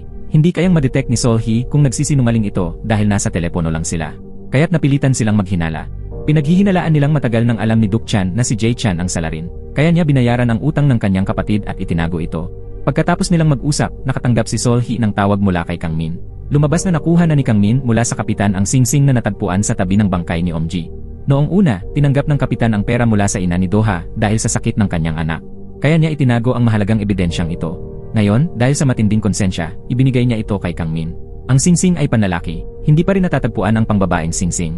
Sa kabilang banda, sinimulan ni Kang Min ang pagsisiyasat tungkol sa pinagmulan ng singsing. Natuklasan ng isang kasamahan na ang singsing ay isang custom-made na disenyo, kaya't wala nang ibang kapareho nito sa merkado. Iisa lamang ang kalye ng alahas sa Seoul na may kakayahang gumawa ng ganitong disenyo. Kaya't nagtungo si Kang Min doon at nagtanong sa maraming tindahan. Sa huli, natagpuan niya ang tindahang gumawa ng singsing. Sinuri ng empleyado ang talaan at kinumpirmang si Doha nga ang nagpa-order ng couple rings. Ngunit makalipas ang isang linggo, nawala raw ni Doha ang singsing kaya't nagpa-reorder siya. At dahil mas malaki ang daliri ni Doha, pina-adjust pa ang laki ng singsing. At ang singsing na natagpuan sa crime scene ay ang muling in-order na singsing. Sa huli, nirecord ng empleyado ang numero ng customer at ibinigay ito kay Kang Min. Pagkalabas ng tindahan, tinawagan ni Kang Min sina Sol-hee at Doha para makipagkita. Pagkita nila, tinanong ni Kang Min si Doha kung nasaan ang kanyang singsing. Sinabi ni Doha na matapos mawala si Omji, itinapon niya ang singsing sa dagat at hindi na nagpaulit. Inilabas ni Kang Min ang singsing at ibinahagi ang kanyang mga natuklasan. Ang singsing na natagpuan sa lugar ng krimen ay tiyak na pag-aari ng salarin. Malamang na ang salarin ay isang taong malapit kay Doha, kaya alam niya kung saan in-order ang singsing. Bukod pa rito, may lihim na pag-ibig ang salarin kay Omji, kaya ginaya niya ang ginawa ni Doha. Pagkatapos magsalita, ibinigay ni Kang Min kay Doha ang isang numero ng landline. Ayon kay Kang Min, ang numerong ito ay pagmamay-ari ng isang bar na nagsara 6 na taon na ang nakalilipas. Nagulat si Doha dahil si Jae-chan ang nagpapatakbo ng bar na yon. Lahat ng ebidensya ay nagtuturo kay Jae-chan. Kailangan na lang nila ngayon ng malinaw at tiyak na ebidensya para maaresto si Jae-chan. Sa sandaling yon, nagpasya silang hanapin si Jae-chan. Ngunit bago sila makakilos, may hindi inaasahang pangyayari. Lumapit ang kapitan sa media at isinapubliko ang katotohanan na binayaran siya ng ina ni Doha upang pagtakpan ang mga ebidensyang makakasama sa anak niya noon. Dahil sa media, kumalat ang balita. Lahat ay naniwalang totoo ang mga ebidensya at si Doha ang salarin. Dahil sa matinding pressure mula sa publiko, labis na nabahala si Doha. Opisyal na hiniling ni Doha kay Sol-hee na hanapin si Jae-chan sa pamamagitan ni Duk-chan. Ibinigay ni Sol-hee kay Doha ang isang buzzer at maingat na ipinaliwanag na kung nagsasabi ng totoo ang kausap, isang pindot lang ang gagawin niya. Kung nagsisinungaling, 2 pindot. Matapos ang lahat ng paghahanda, nakipagkita si Doha kay Duk-chan. Nang dumating si Duk-chan sa napagkasunduang lugar, nagtago si Sol-hee malapit upang pakinggan ang usapan nila. Tinanong ni Doha kung itinatago niya si Jae-chan. Itinanggi ito ni Duk-chan, ngunit naramdaman ni Sol-hee na nagsisinungaling ito. Kaya pinindot niya ang buzzer ng 2 beses. Dahil dito, patuloy na pinigan ni Doha ng tanong si Duk-chan. Dahil sa mga senyas ni Sol-hee, nahinuha ni Doha na matagal nang alam ni Duk-chan na hindi siya ang may-ari ng singsing na natagpuan sa lugar ng krimen. Kaya't hindi na nag-atubili si Doha at diretsahang tinanong kung saan niya itinatago si Jae-chan. Tumingin si Duk-chan sa kanyang relo at sinabing pumunta na si Jae-chan sa Jongdong. Naisip ni Sol-hee na nagsasabi na ng totoo si Duk-chan. At tama nga, sa mga oras na yon, dumating si Jae-chan sa himpilan ng pulisya upang sumuko. Agad itong ibinalita sa balita. Sa loob ng kulungan, narinig ni Omho ang balita at napatawa na lang sa sarili. Sa loob ng mahabang panahon, puno siya ng galit at hangaring gumanti kay Doha, hindi niya alam na ibang tao pala ang tunay na may sala. Bagamat sumuko na ang salarin, hindi pa rin panatag ang loob ni Doha. Pakiramdam niya ay may bahagi pa rin siya sa permanenteng pagkawala ni Omji. Pinayuhan siya ni Sol-hee na ayaw niyang mabuhay si Doha na may dalang pagkakasala. Umaasa siyang magsisimula na si Doha ng masaya at bagong buhay. Biglang iniabot ni Doha ang kanyang kamay at sinabing gusto niyang isama si Sol-hee sa kaligayahang iyon. Matapos siyang malinis, pinuntahan ni Doha ang kanyang ina. Pinagalitan siya nito dahil noong unay inamin niyang pinatay niya si Omji, pero bigla rin niyang binawi. Nalito raw siya at paulit-ulit siyang pinagdudahan dahil dito. Sinabi ni Doha na bilang isang ina, dapat ay pinoprotektahan ng isang ina ang kanyang anak, ngunit nakalimutan niya na sa ganoong sitwasyon, ang mas kailangan ng anak ay ang walang kondisyon na pagtitiwala mula sa kanyang ina. Pagkarinig nito, biglang nakaramdam ng pananagutan ang kanyang ina. Dahil sa pag-amin ni Jae-chan, apektado rin ang kumpanya ng aliwan ni Duk-chan, ang J Entertainment. Isa-isang nag-terminate ng kontrata ang mga kasosyong kliyente. Pati ang sikat na singer ng kumpanya na si Jiyeon ay gustong lumipat ng ibang ahensya. Ipinaalala ni Duk-chan kay Jiyeon ang mga hirap na pinagdaanan nila ni Jiyeon at Doha noong sinimulan pa lamang nila ang kumpanya. Medyo napaisip si Jiyeon. Sa katunayan, personal niyang nasaksihan kung paano unti-unting lumago ang J Entertainment sa kabila ng lahat ng pagsubok. Kaya ayaw din niyang makita itong tuluyang magsara. Tinanong ni Jiyeon si Duke Chan kung talagang hindi niya alam na ang kapatid niya pala ang salarin. Sagot ni Duke Chan, kamakailan lamang niya yon nalaman. Sinabi ni Jiyeon na dapat humingi siya ng tawad kay Doha ng paulit-ulit hanggang sa mapatawad siya nito, hindi sapat ang isang beses lang. Kapag tinanggap na ni Doha ang paghingi ng tawad, mananatili siya sa kumpanya. Matapos nito, muling kinausap ni Duke Chan si Doha. Nagtanong din si Doha kung kailan niya nalaman na ang kapatid niya ang pumatay kay Omji. Sagot ni Duke Chan, nalaman niya ito matapos matagpuan ang bangkay ni Omji. Muling humingi ng tawad si Duke Chan at nakiusap kay Doha na paniwalaan siya, hindi raw niya kailanman itinago o ipinagtanggol ang kanyang kapatid. Ibinahagi rin niya ang sarili niyang pinagdadaanan, iniwan siya ng karamihan sa mga taong nasa paligid niya, at kasalukuyang nakikipaghiwalay siya sa asawa niya. Pagkarinig nito, naalala ni Doha ang sarili niyang nakaraan. Kung hindi dahil kay Duke Chan na palaging nasa tabi niya noon, baka hindi niya nalampasan ang lahat. Kaya ngayong si Duke Chan naman ang may pinagdadaanan, nagpasya si Doha na gagawin ang lahat para tulungan ang kumpanya na makabangon. Eksaktong iyon ang inaasahan ni Duke Chan, na sana ay sumama si Doha sa nalalapit na vision announcement event ng kumpanya para ipakitang hindi pa rin nagbabago ang samahan nila. Samantala, iniinteroga ni Kang Min si Jae Chan. Inamin ni Jae Chan ang kanyang kasalanan at sinabing matagal na niyang gusto si Omji. Naiinis siya tuwing nakikita si Omji na may suot na couple ring galing kay Doha araw-araw. Kaya kalaunan, nagpa-order si Jae Chan ng singsing na kapareho ng kay Omji para maramdaman niyang parang siya ang nobyo nito.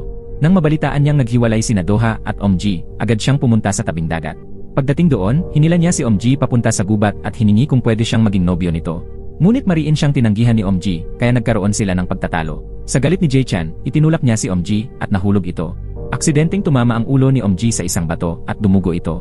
Sa takot, tumakbo pabalik si Jae Chan sa beer bar at nagkunwaring nanonood ng soccer kasama si Duke Chan.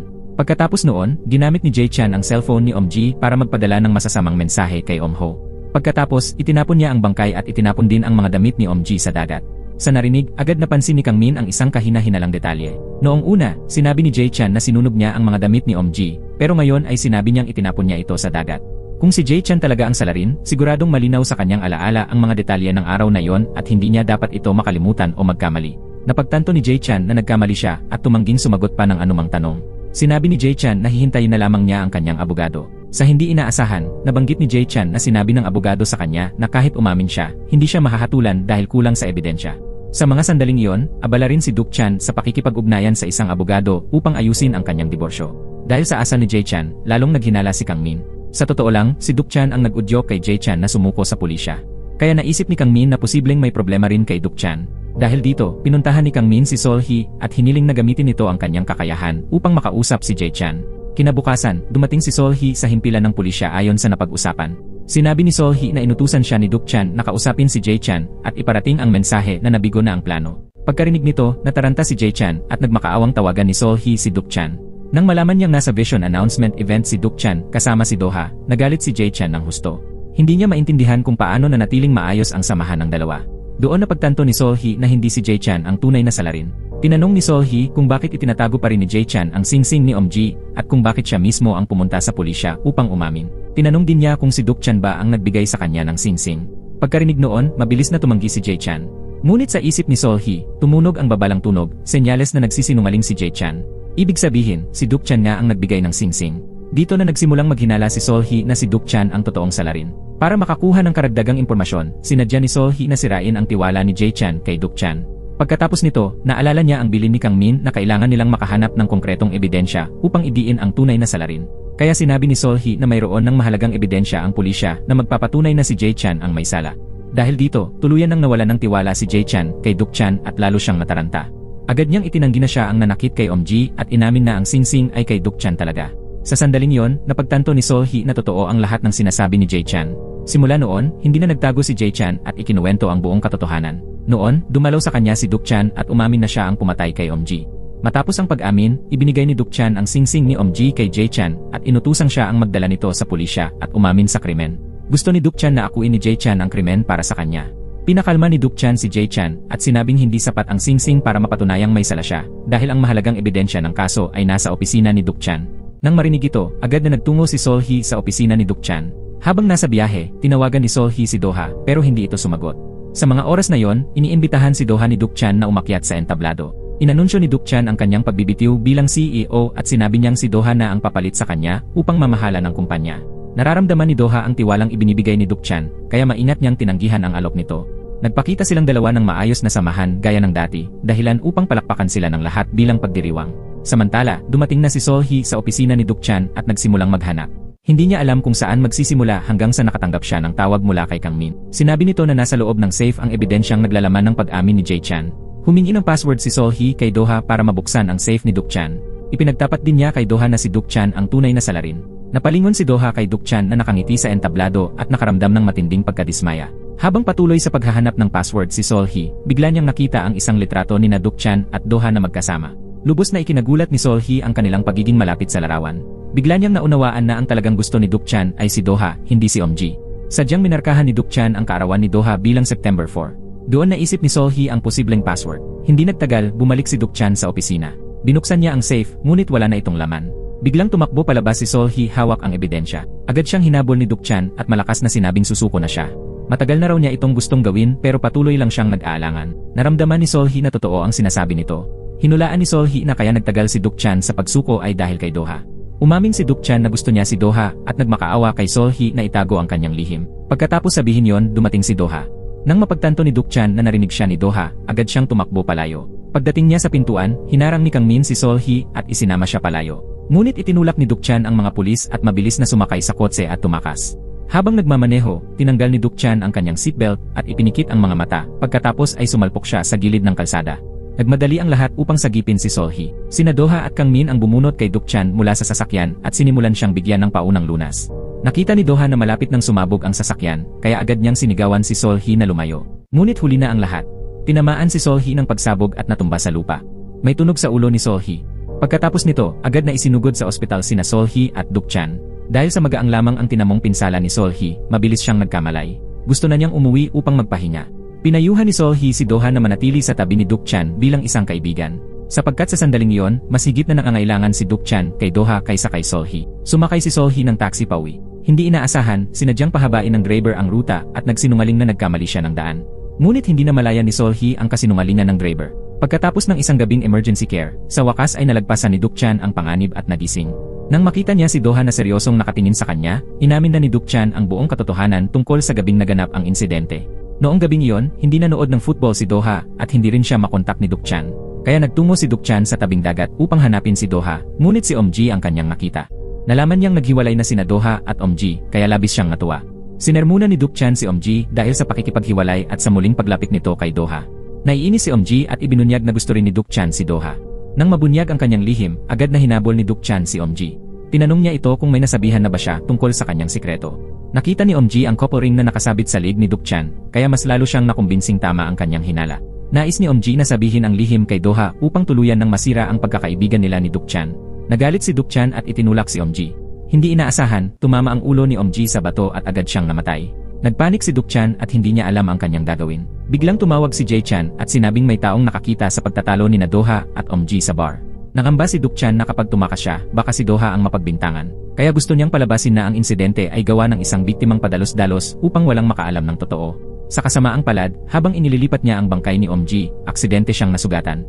Tumulo ang dugo niya sa damit ni Om-ji. Bukod pa roon, aksidenteng nahulog din ang singsing sa crime scene. Nang mapansin niyang wala ito at binalikan ang lugar, hindi na niya ito nakita. Sa huli, kinuha ni Duk-chan ang singsing ni Om-ji at ang damit na may dugo niya upang sunugin.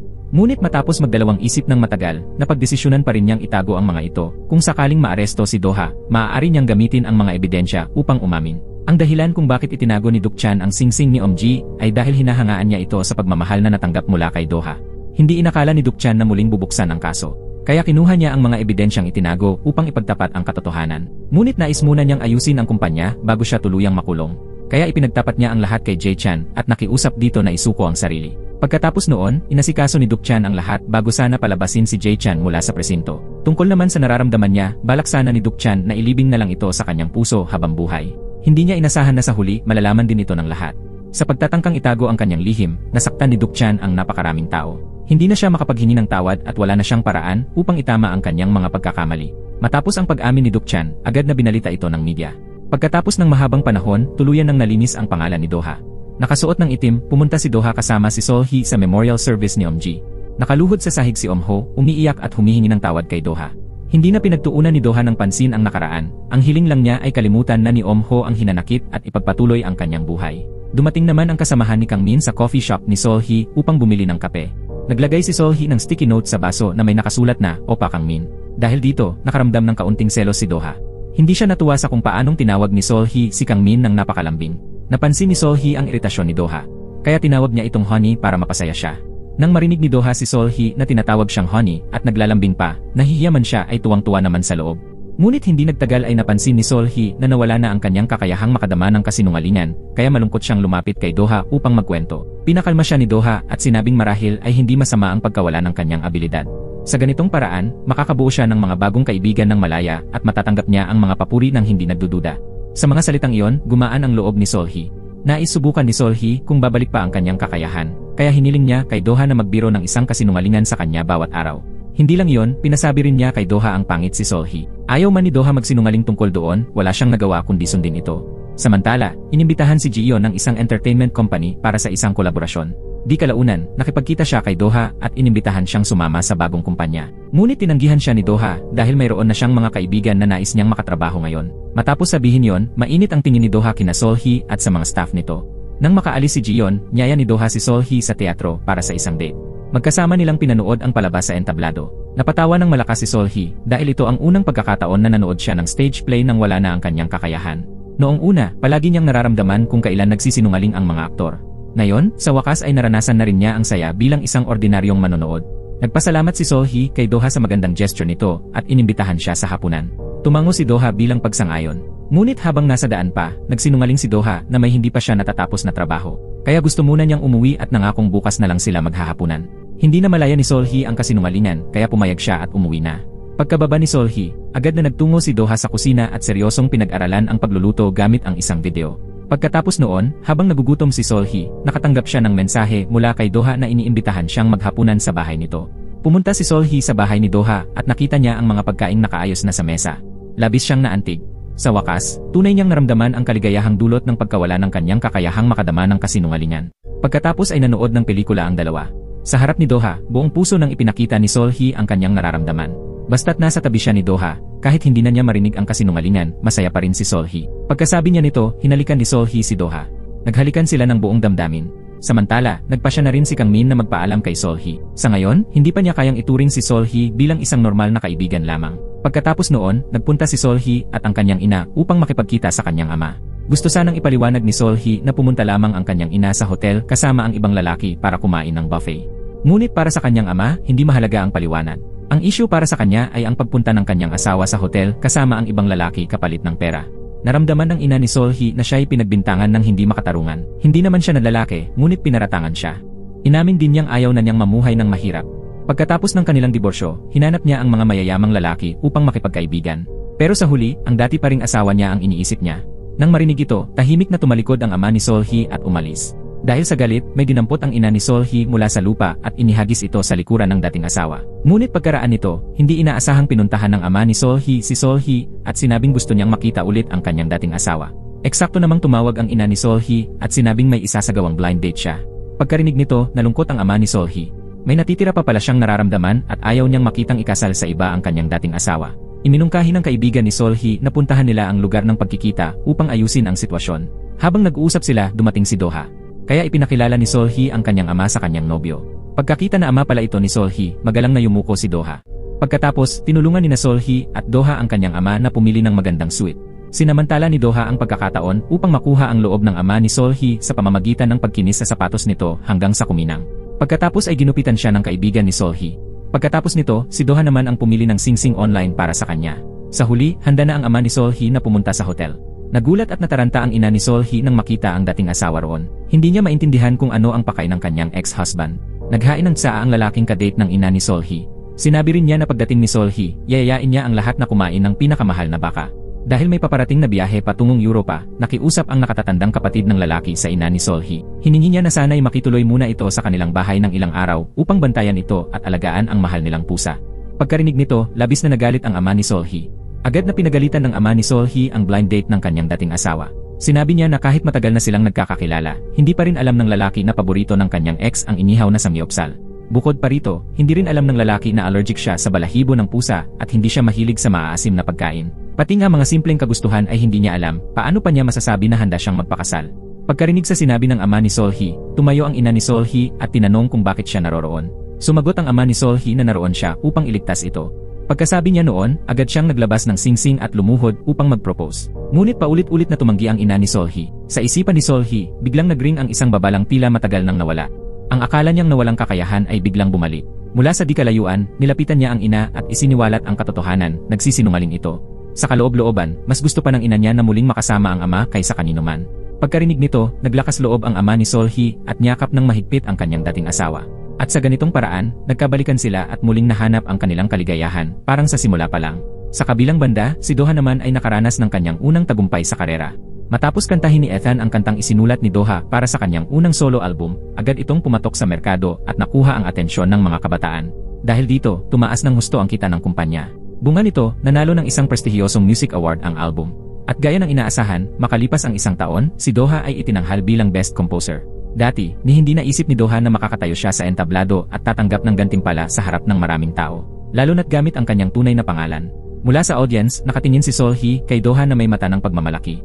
Sa puso niya, labis siyang naantig sa pagbabago ng taong mahal niya.